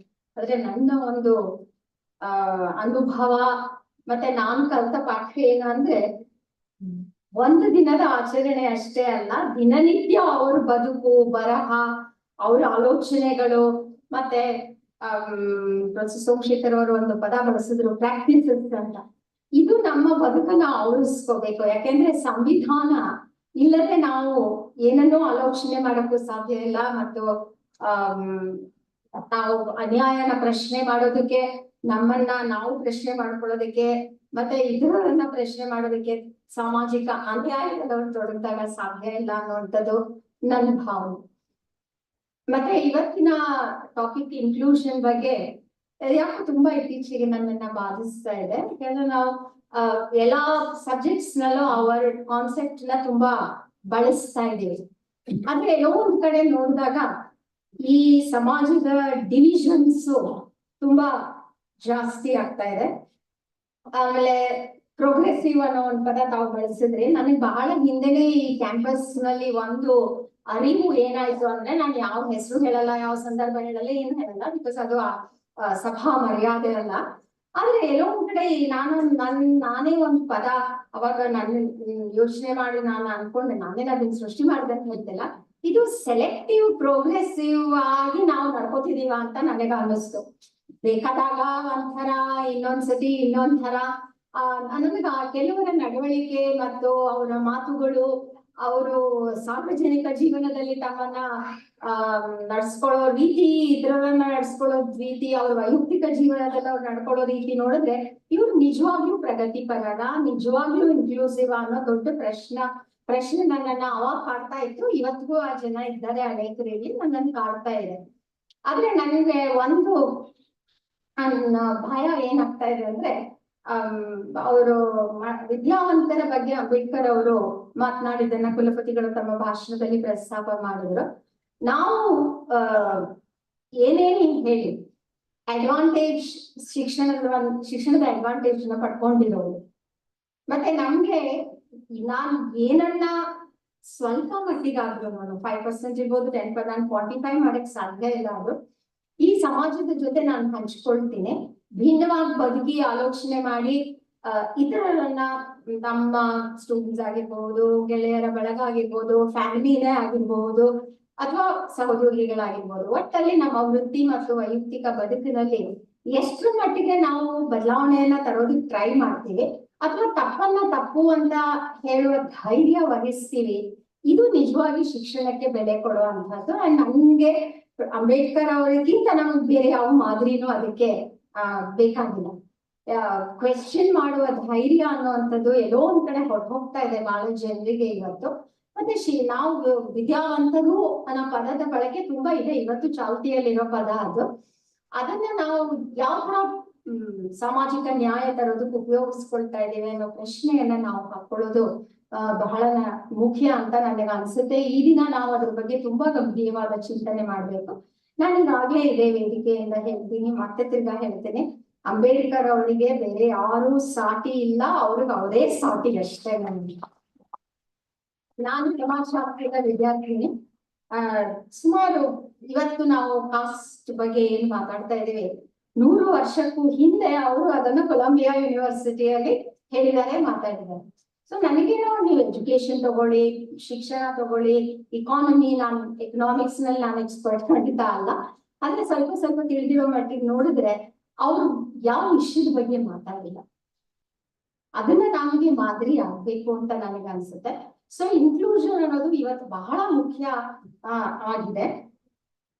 ಮತ್ತೆ ಎಲ್ಲೋ ಒಂದು ಕಡೆ ಈ ಡಿವಿಷನ್ಸ್ ನಾವು ನೋಡಿದ ಹಾಗೆ ಜಾಸ್ತಿ ಆಗ್ತಾ ಇದೆ. ವಿದ್ಯಾವಂತರಲ್ಲೂ ಅದು ಜಾಸ್ತಿ ಆಗ್ತಾ ಇದೆ. ವಿದ್ಯಾವಂತರು ಅನ್ನೋದು ನನ್ನ ಕೋರ್ಸ್ ಅಲ್ಲಿ ಹೇಳ್ತೀನಿ, ಅದು ಇನ್ಸೆಕ್ಯೂರಿಟಿಯಿಂದ ಮಾಡ್ತಾ ಇದ್ದಾರೋ, ಅಥವಾ ನಾವು ಒಂದು ನ್ಯಾರೋ ಲಾಯಲ್ಟೀಸ್ ನ ಅಥವಾ ನ್ಯಾರೋ ಆಗಿ ಚಿಂತನೆ ಮಾಡೋದನ್ನ ಬಿಟ್ಟು ನಾವೆಲ್ಲರೂ ಒಂದು ಅಂತ ಯೋಚನೆ ಮಾಡೋ ಹಂತದಿಂದ ದೂರ ಹೊರಗೆ ಹೋಗ್ತಾ ಇದೀವ ಅನ್ನೋ ಭಯ ನನಗಿದೆ. ಅದರಿಂದ ಒಟ್ಟಿಗೆ ಇರ್ಬೇಕು, ನಾವು ನ್ಯಾಯದ ಜೊತೆ ನಾವು ಸೈಡ್ ಮಾಡ್ಬೇಕಷ್ಟೆ. ಆ ಧೈರ್ಯ, ಅದಕ್ಕೆ ಮಾದರಿ ಮತ್ತು ಅದಕ್ಕೆ ಮಾರ್ಗದರ್ಶನ ಅಂಬೇಡ್ಕರ್ ಅವರು ನಮ್ಗೆ ಏನನ್ನ ನೀಡಿದ್ರು ಅದು ಯಾವಾಗ್ಲೂ ನಮ್ಮನ್ನ, ನಾನು ಒಂದ್ ಪದ ಕಾನ್ಶಿಯಸ್ ಆಗಿ ಬಳಸ್ತೀನಿ, ನಮ್ಮನ್ನು ಬಾಧಿಸ್ಬೇಕು. ಅದು ಕಾನ್ಸ್ಟಿಟ್ಯೂಷನ್ ನಮ್ಮನ್ನು ಓವರ್ಟೇಕ್ ಮಾಡ್ಬೇಕು. ಮತ್ತೆ ಆ ಕಾನ್ಸ್ಟಿಟ್ಯೂಷನ್ ಒಳಗಡೆ ಅವ್ರು ತಂದಂತಹ ಸಮಾನತೆಯ, ಸಮತೆಯ, ಸಾಮಾಜಿಕ ನ್ಯಾಯದ ತತ್ವಗಳನ್ನ ಆಚರಣೆಗಳನ್ನಾಗಿ ಮಾಡುವುದಕ್ಕಿಂತ ನನಗೆ ನ್ಯಾಯದ ಬದುಕು, ಇನ್ಕ್ಲೂಷನ್ ಬದುಕು ಬೇರೊಂದಿಲ್ಲ ಅಂತ ನನಗೆ ಅನ್ಸುತ್ತೆ. ಮತ್ತೆ ಈ ಸಭೆಯಲ್ಲಿ ಈ ಒಂದು ಬಹಳ ಇಂಪಾರ್ಟೆಂಟ್ ದಿನದ ಇಷ್ಟೊಂದು ಮಹತ್ವವಾದಂತ ಒಂದು ಸಂದರ್ಭದ ಇಲ್ಲಿ ಭಾಗವಹಿಸೋದಕ್ಕೆ ನನಗೆ ಅವಕಾಶವನ್ನ ನೀಡಿದಂತ ನನ್ನ ಮಾನ್ಯ ಸಹೋದ್ಯೋಗಿಗಳಿಗೆ ನಾನು ಹೃದಯಪೂರ್ವಕವಾಗಿ ವಂದಿಸ್ತೀನಿ. ಅಂಬೇಡ್ಕರ್ ಸೆಂಟರ್ ಜೊತೆ ನನ್ನ ಸಾಂಗತ್ಯ ಸುಮಾರು ಸೆಂಟರ್ ಅಸ್ತಿತ್ವಕ್ಕೆ ಬಂದಾಗಿಂದ ಇದೆ. And as visiting professor Ambedkar chair ನಾನು ಅವತ್ ಮೊನ್ನೆ ಕೂಡ ಹೇಳ್ತಾ ಇದ್ದೆ, ನನ್ನ ವೃತ್ತಿ ಜೀವನದಲ್ಲಿ ನನಗೆ ಬಂದಂತ ಬಹಳ ದೊಡ್ಡ ಭಾಗ್ಯ ಅಂತ ನಾನು ಅದನ್ನ ಪರಿಗಣಿಸಿದ್ದೀನಿ. ಅದಕ್ಕೆ ನಾನು thank you very much for this opportunity. And ತುಂಬಾ ನಾನು ಕಲ್ತಿದ್ದೀನಿ ಇಲ್ಲಿ. ಡಿಸಿಪ್ಲಿನ್ ಇರಬಹುದು ಅಥವಾ ಅನೇಕ ಮೌಲ್ಯಗಳನ್ನ ಅದನ್ನ ನಾವು ಹೇಗೆ ನನ್ನ ಜೀವನದಲ್ಲಿ ಅಳವಡಿಸ್ಕೋಬೇಕು. ಕೆಲವರು ಪ್ರಶ್ನೆ ಕೇಳೋರ್ನ ಯಾವಾಗ್ಲೂ ಏನ್ ಹೇಳ್ತಾರೆ, ಯಾವಾಗ್ಲೂ ಕಾಯ್ತಾ ಇರ್ತಾರೆ ಜಗಳ ಮಾಡಕ್ಕೆ ಅಂತ. ಆದ್ರೆ ಜಗಳ ಬೇಕು. ಜಗಳ ಅಂದ್ರೆ ನೆಗೆಟಿವ್ ಸೆನ್ಸ್ ನಲ್ಲ, ಬಟ್ ನಾವು ಎಲ್ಲಿ ತನಕ ಪ್ರಶ್ನೆ ಮಾಡಲ್ಲ, ಎಲ್ಲಿ ತನಕ ಆ ಪ್ರಶ್ನೆ ಪ್ರತಿಭಟನೆಯಾಗಿ ಕನ್ವರ್ಟ್ ಆಗಲ್ಲ, ಮತ್ತೆ ಎಲ್ಲಿ ತನಕ ಯಂಗರ್ ಜನರೇಷನ್ಗೆ ನಾವು ಒಂದು ಮಾದರಿಗಳನ್ನ ಸೃಷ್ಟಿ ಮಾಡಲ್ಲ. ಯಾಕಂದ್ರೆ ನಾನೇನೋ ಕಾಲ ಕೆಟ್ಟ ಹೋಯಿತು ಅಂತ ಒಂದ್ ಮಾತು ಪದೇ ಪದೇ ಪದೇ ಪದೇ ನಾವು ಕೇಳ್ತಾ ಇರ್ತೀವಿ. ನಾನು ನನ್ನ ಮೆಂಟೋರ್ ಟೀಚರ್ಸ್ ಇಂದ ಕಲ್ತಿದ್ದು ಅದು ತಪ್ಪು. ಅದು ಆ ಆರ್ಗ್ಯುಮೆಂಟ್ ಅನ್ನ ನಾವು ಅಡ್ವಾನ್ಸ್ ಮಾಡ್ಕೊಂಡು ಹೋದ್ರೆ ಅಲ್ಲಿ ಏನು ಬದಲಾವಣೆ ತರಕ್ ಆಗಲ್ಲ. ಯಾಕಂದ್ರೆ ಅವ್ರಿಗಿಂತ ಅಂಬೇಡ್ಕರ್ ಅವ್ರಿಗಿಂತ ಮಾದರಿ ನಮ್ಗೆ ಇಲ್ಲ. ಮತ್ತೆ ನನಗನ್ಸುತ್ತೆ ನಾವು ಪದೇ ಪದೇ ಅವ್ರು ಬದುಕಿ ಬಂದಂತ ಅವ್ರ ಸವಾಲುಗಳನ್ನ ಎದುರಿಸಂತ ರೀತಿಯ ಬಗ್ಗೆ ಇವತ್ತು ಮಾಧ್ಯಮದ ಪ್ರಪಂಚದಲ್ಲಿ ಎಷ್ಟೊಂದು ಬರವಣಿಗೆಗಳಿದ್ದಾವೆ, ಫಿಲ್ಮ್ಸ್ ಇದೆ, ನೋಡ್ತಾ ಇದ್ರೆ ನಮ್ಗೆ ತುಂಬಾ ಸಿಟ್ಟು ಬರುತ್ತೆ. ಆದ್ರೆ ಅವರಿಗೆ ಪ್ರಶ್ನೆಗಳನ್ನ ಎತ್ತಿ ಉತ್ತರಗಳನ್ನ ಹುಡುಕಿದ್ರಲ್ಲ, ಅದನ್ನ ನಾವು ಕಲಿಯೋದು ತುಂಬಾ ಮುಖ್ಯ. ಪದೇ ಪದೇ ಅದನ್ನ ನೋಡ್ತಾ ಇದ್ರೆ ಹೇಗೆ ಹಿಮ್ಮೆಟ್ಟದೆ ನಾವು ಮುಂದೆ ಹೋಗ್ಬೋದು ಅನ್ನೋದನ್ನ ಕಲಿಬಹುದು. ಇಷ್ಟ ಹೇಳಿ ಈ ದಿನ ಯಾವಾಗ್ಲೂ ನಿರಂತರವಾಗಿ ನಮ್ಮ ಮನಸ್ಸಿನಲ್ಲಿ, ನಮ್ಮ ಬದುಕಿನಲ್ಲಿ, ನಮ್ಮ ಆಚರಣೆಗಳಲ್ಲಿ ಇದ್ರೆ ನಾವು ಏನೋ ಒಂದು ಅರ್ಥಪೂರ್ಣ ಬದುಕು ನಡೆಸ್ಬೋದು ಅನ್ಸುತ್ತೆ. ಈಗ PhD ಮತ್ತೆ ರ್ಯಾಂಕ್ ಹೋಲ್ಡರ್ಸ್ ಎಲ್ಲರನ್ನ ನಾನು ಅಭಿನಂದಿಸ್ತೀನಿ. ಒಂದೇ ಒಂದು ನನ್ನ ಕಾಳಜಿ ನಿಮ್ ಜೊತೆ ನಾನೇನು ಹಂಚ್ಕೊಳಕ್ ಇಷ್ಟಪಡ್ತೀನಿ ಅಂದ್ರೆ, ನಮ್ ಹೋಪ್ ನೀವೇನೆ. ನೀವು ಇದನ್ನ ಮುಂದೆ ತಗೊಂಡು ಹೋಗ್ಬೇಕು. ಇವ್ರಿದಾರಲ್ಲ, ಇವ್ರು ಮಾಡ್ಕೊಳ್ತಾ ನಮ್ಮ ಮಹಿಳಾ ಚಳುವಳಿಯಲ್ಲೂ ತುಂಬಾ ಇತ್ತು ಇದು. ಇವರೇ ಒಂಥರ ತಪ್ಪು ತಿಳ್ಕೋಬಾರ್ದು ಯಾರು ನನ್ನನ್ನು ಒಂದ್ಸತಿ ನಾನು ನೋಡ್ತೀನಿ. ಸಾಹಿತ್ಯ, ಮಹಿಳಾ ಚಳುವಳಿ, ಎಲ್ಲಾ ಚಳುವಳಿಗಳು, ಅಕಾಡೆಮಿಕ್ ಡಿಸ್ಕಷನ್ಸ್ ಎಲ್ಲ ಮೀನ್ ಅವ್ರು ನೋಡಿದ್ರೆ ತುಂಬಾ ಖುಷಿ ಆಗುತ್ತೆ. ಬಟ್ ನಾವು ಯಂಗರ್ ಜನರೇಷನ್ ಅನ್ನ ನಾವು ಹುಡುಕಾಟ ನಡೆಸ್ತಾ ಇದೀವಿ. Please correct me if I am wrong. So leadership ನಿಮಗೆ ಟ್ರಾನ್ಸ್ಫರ್ ಆಗ್ಬೇಕು, ಯಂಗರ್ ಜನರೇಷನ್. ಅಂಡ್ ಅದಕ್ಕೆ because you are the future leaders. ಕೊನೆಯದಾಗಿ ನಾನು ಹೇಳೋದು, ನಾನು ಇದನ್ನ ಹೇಳಿದ್ದೀನಿ ಹಿಂದೆ ಕೂಡ, ನಮ್ಮ ಟೀಚರ್ ಇಂದ ನಾವು ಕಲಿತ ಪಾಠ ಏನಂದ್ರೆ, ಪ್ರತಿಯೊಬ್ಬರಿಗೂ ಜೀವನದಲ್ಲಿ 2 ಆಯ್ಕೆಗಳಿವೆ. ಒಂದು ಹೊಂದಾಣಿಕೆ, ಇನ್ನೊಂದು ಹೋರಾಟ. ಹೊಂದಾಣಿಕೆ ಮಾರ್ಗ ಬಹಳ ಸುಲಭ. The path of compromise is very easy. ನಂಗೆ ಗೊತ್ತಿಲ್ಲ, ನಾನ್ ನೋಡ್ಲಿಲ್ಲ, ನಾನೊಬ್ಳೆ ಮಾಡಿದ್ರೇನು ಈ ತರ ಹೇಳಿಕೊಳ್ಳೋದು. ಇಲ್ಲ ನಾನ್ ಪ್ರಶ್ನೆ ಕೇಳಿದ್ರೆ ಎಲ್ಲ ನನ್ನನ್ನೇ ನೋಡ್ತಾರೆ, ನನ್ನ ಸಿಂಗಲ್ ಔಟ್ ಮಾಡ್ತಾರೆ. ತಪ್ಪು, ಅದು ನಿಜ ಅಲ್ಲ ಅಂತ ನಾನು ಹೇಳ್ತಾ ಇಲ್ಲ. ಬಟ್ ಅಂಬೇಡ್ಕರ್ ಅವರು ಪ್ರಶ್ನೆಗಳನ್ನ ಕೇಳಿದ್ದಕ್ಕೆ ಅವರು ನಡೆಸಿದ ಹೋರಾಟ ಸಂಘರ್ಷಣೆ ನಮ್ಮನ್ನಿಷ್ಟು ದೂರ ತಗೊಂಡು ಬಂದಿರೋದು. ನಾವು ಆತರ ನಮ್ಮ ಲೈಫ್ ನ ಒಂಥರ ನೋಡ್ಕೊಳ್ತಾ ಹೋದ್ರೆ, ಆತ್ಮಾವಲೋಕನ ಮಾಡ್ಕೊಳ್ತಾ ಹೋದ್ರೆ, ಅನೇಕ ಘಟನೆಗಳು ನಮ್ಮ ಬದುಕಿನಲ್ಲಿ ನಡೆದಿರೋದು ಅವ್ರು ತಗೊಂಡಂತಹ ಕ್ರಮಗಳು, ಆ ದಿಟ್ಟ ಹೆಜ್ಜೆಗಳು, ಅವ್ರು ಇಟ್ಟಂತ ದಿಟ್ಟ ಹೆಜ್ಜೆಗಳಿಂದಾನೇ ನಡೆದಿರೋದು. ಅದರಿಂದ ನಾನು ಯಾವಾಗ್ಲೂ ನನ್ನ ಸ್ಟೂಡೆಂಟ್ಸ್ಗೂ ಒಂದ್ ಮಾತೇನು ಹೇಳೋದು ಅಂತಂದ್ರೆ, ಕಲ್ಲು ಮುಳ್ಳುಗಳ ಹಾದಿಗಳಲ್ಲಿ ನಡೆದು ಅದನ್ನೆಲ್ಲ ಆ ಕಡೆ ಸರಿಸಿ ನಮಗೆ ಸುಲಭ ಮಾಡಿಕೊಟ್ಟಂತ ಒಂದು ಮಹಾನು ಅವರು. ಮತ್ತೆ ಆತರ ನಮ್ ಟೀಚರ್ಸ್ ಮತ್ತೆ ನಮಗೆ ದಾರಿ ತೋರಿಸ್ಕೊಟ್ಟವರು ನಮಗ್ ಅನುಕೂಲ ಮಾಡ್ಕೊಟ್ಟಿದ್ದನ್ನ ನಾವು ಕಳ್ಕೊಳ್ಳೋದು ಬೇಡ. ತಿರ್ಗಾ ಹಾದಿಗಳಲ್ಲಿ ಕಲ್ಲು ಮುಳ್ಳು ನಮ್ಮ ಕೇರ್ಲೆಸ್ನೆಸ್ ಇಂದ ಮತ್ತೆ ಅಯ್ಯೋ ನನ್ಗೇನು ಪ್ರಾಬ್ಲಮ್ ಬಂದ್ರೆ ನೋಡ್ಕೊಳ್ಳೋಣ ಅನ್ನೋದು ಬೇಡ. ಸೊ ಅಟ್ ಲೀಸ್ಟ್ ನಾನು ಒಂದೇದು ಮುಂದೆ ಹೋರಾಟದ ಹಾದಿಯನ್ನ ಆಯ್ಕೆ ಮಾಡ್ಕೊಳ್ಳೋದು ಕಷ್ಟ. It's not an easy thing that many people can do. But ಎಲ್ಲೋ ಒಂದ್ ಕಡೆ ತೀರಾ ಅನ್ಯಾಯ ಕಂಡಾಗ, ತಪ್ಪು ಅನ್ನಿಸಿದಾಗ ಅದನ್ನ ಪ್ರಶ್ನೆ ಮಾಡುವ ಮನೋಭಾವ ಮತ್ತೆ ನಾನ್ ಏನನ್ನು ಮಾಡಬಹುದು ಅನ್ನೋದನ್ನ ಗಂಭೀರವಾಗಿ ಅಟ್ಲೀಸ್ಟ್ ದಿನದಲ್ಲಿ ಒಂದು 10 ನಿಮಿಷ 15 ನಿಮಿಷ ಆಲೋಚನೆ ಮಾಡುವಂತ ಒಂದು ಕೆಲಸ ನಮ್ಮ ಯುವಜನತೆಯಿಂದ ಆದ್ರೆ ತುಂಬಾ ಒಂದು ನಿಜವಾದ ಇನ್ಕ್ಲೂಸಿವ್ ಸೊಸೈಟಿ ಸೃಷ್ಟಿ ಮಾಡ್ಬೋದು.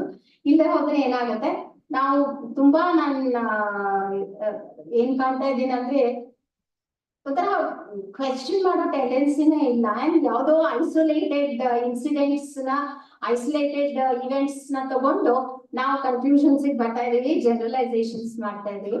ದಯವಿಟ್ಟು ಅದನ್ನ ನಾವು ಮಾಡೋದು ಬೇಡ, ಮಾಡಬೇಡಿ ಅಂತ ಹೇಳಲ್ಲ, ನನ್ನನ್ನು ಸೇರಿಸ್ಕೋದಾಗ ಹೇಳ್ತೀನಿ, ನಾವು ಮಾಡೋದು ಬೇಡ ಅಷ್ಟ್ ಹೇಳಿ ಈ ದಿನ ನಮ್ಮನ್ನ ಯಾವತ್ತು ಚಿಂತೆಗೆ ತೊಡಗಿಸುವಂತ ದಿನ ಆಗ್ಲಿ ಅಂತ ಹಾರೈಸಿ ನನ್ನ ಮಾತು ಮುಗಿಸ್ತೇನೆ. Thank you.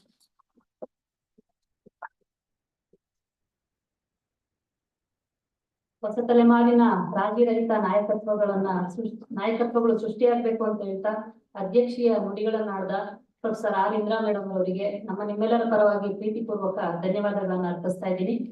ಈಗ ಈ ಕಾರ್ಯಕ್ರಮಕ್ಕೆ ವಂದನಾರ್ಪಣೆಯನ್ನ ಹೇಳ್ಬೇಕಂತ ಹೇಳಿ ಉಪಕುಲಸಚಿವರು, ಪರಿಶಿಷ್ಟ ಜಾತಿ ಹಾಗೂ ಪರಿಶಿಷ್ಟ ಪಂಗಡಗಳ ವಿಶೇಷ ಘಟಕ, ಮೈಸೂರು ವಿಶ್ವವಿದ್ಯಾನಿಲಯ, ಶ್ರೀ ಚಿದಾನಂದ ಮೂರ್ತಿ ಅವರನ್ನ ಆಹ್ವಾನಿಸ್ತಾ ಇದ್ದೀನಿ.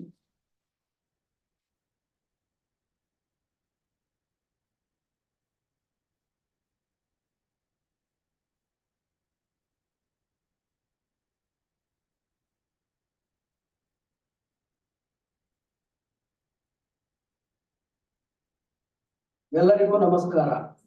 ವೇದಿಕೆಯ ಮೇಲಿರುವ ಗಣ್ಯರೇ, ಆಹ್ವಾನಿತರೇ, ಸಹೋದ್ಯೋಗಿ ಬಂಧುಗಳೇ, ಸಂಶೋಧಕರೇ, ವಿದ್ಯಾರ್ಥಿ ಮಿತ್ರರೇ ಹಾಗೂ ಮಾಧ್ಯಮ ಸ್ನೇಹಿತರೆ, ಈ ಕಾರ್ಯಕ್ರಮಕ್ಕೆ ಆಗಮಿಸಿರುವ ತಮಗೆಲ್ಲ DR.B.R.Ambedkar ಅವರ 133ನೇ ಜನ್ಮ ಜಯಂತಿ ಅಂಗವಾಗಿ ಶುಭಾಶಯಗಳನ್ನು ಕೋರುತ್ತಾ, ಅಂಬೇಡ್ಕರ್ ಅವರು ನೀಡಿದ ಅದ್ಭುತ ಸಂದೇಶಗಳನ್ನು ತಮ್ಮೊಂದಿಗೆ ಹಂಚಿಕೊಂಡು ನಂತರ ವಂದನಾರ್ಪಣೆಯನ್ನು ಪ್ರಾರಂಭಿಸುತ್ತೇನೆ.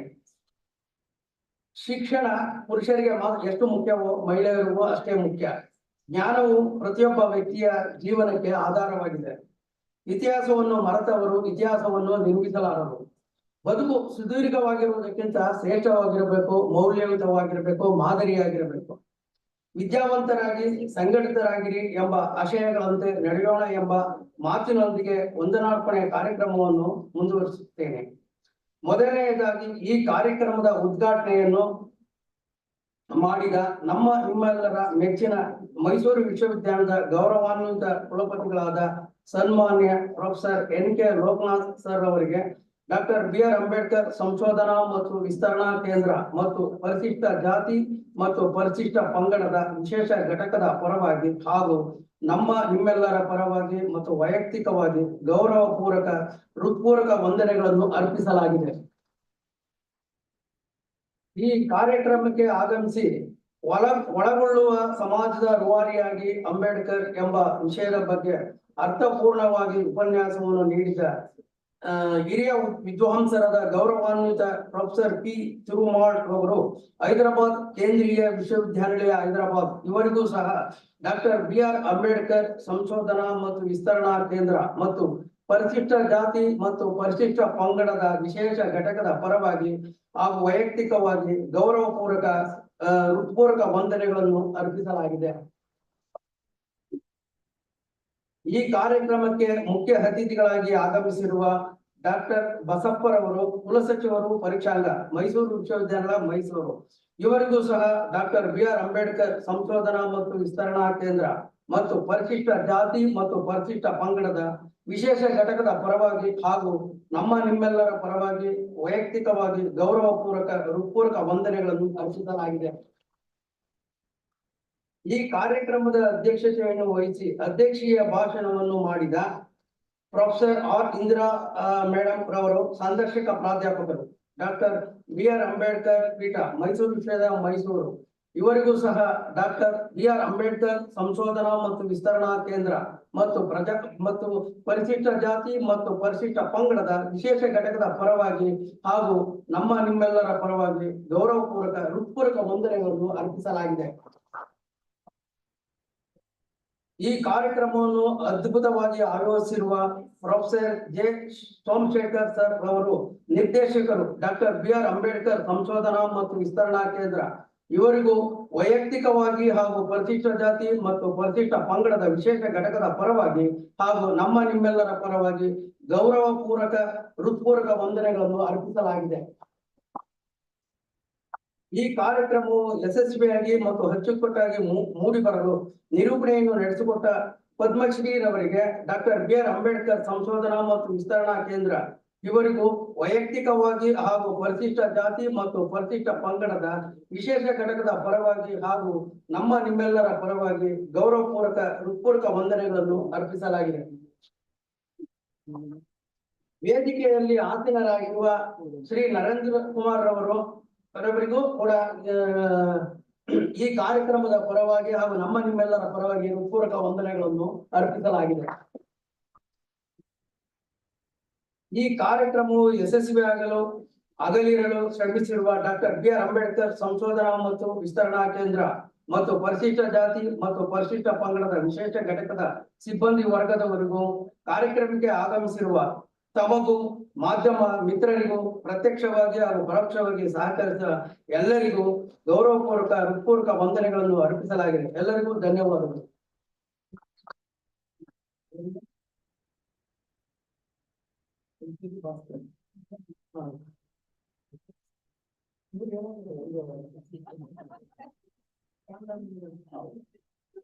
ಈ ಕಾರ್ಯಕ್ರಮದಲ್ಲಿ ಭಾಗವಹಿಸಿ ಈ ಕಾರ್ಯಕ್ರಮವು ಸುಸೂತ್ರವಾಗಿ ನಡೆಯಲು ಸಹಕರಿಸಿದ ICD ಭಾಸ್ಕರ್ ಮತ್ತು ಮೆಲ್ಲಾರ್ ಅವರಿಗೂ ಈ ಕಾರ್ಯಕ್ರಮದ ಪರವಾಗಿ ಹೃತ್ಪೂರ್ವಕ ಧನ್ಯವಾದಗಳು. ಎಲ್ಲರಿಗೂ ನಮಸ್ಕಾರ.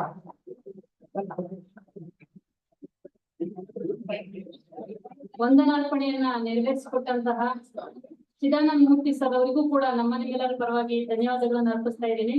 ಲಘು ಉಪಹಾರದ ವ್ಯವಸ್ಥೆ ಇದೆ, ದಯಮಾಡಿ ಎಲ್ಲರೂ ಉಪಹಾರವನ್ನ ಸ್ವೀಕರಿಸಿ ಹೋಗ್ಬೇಕು.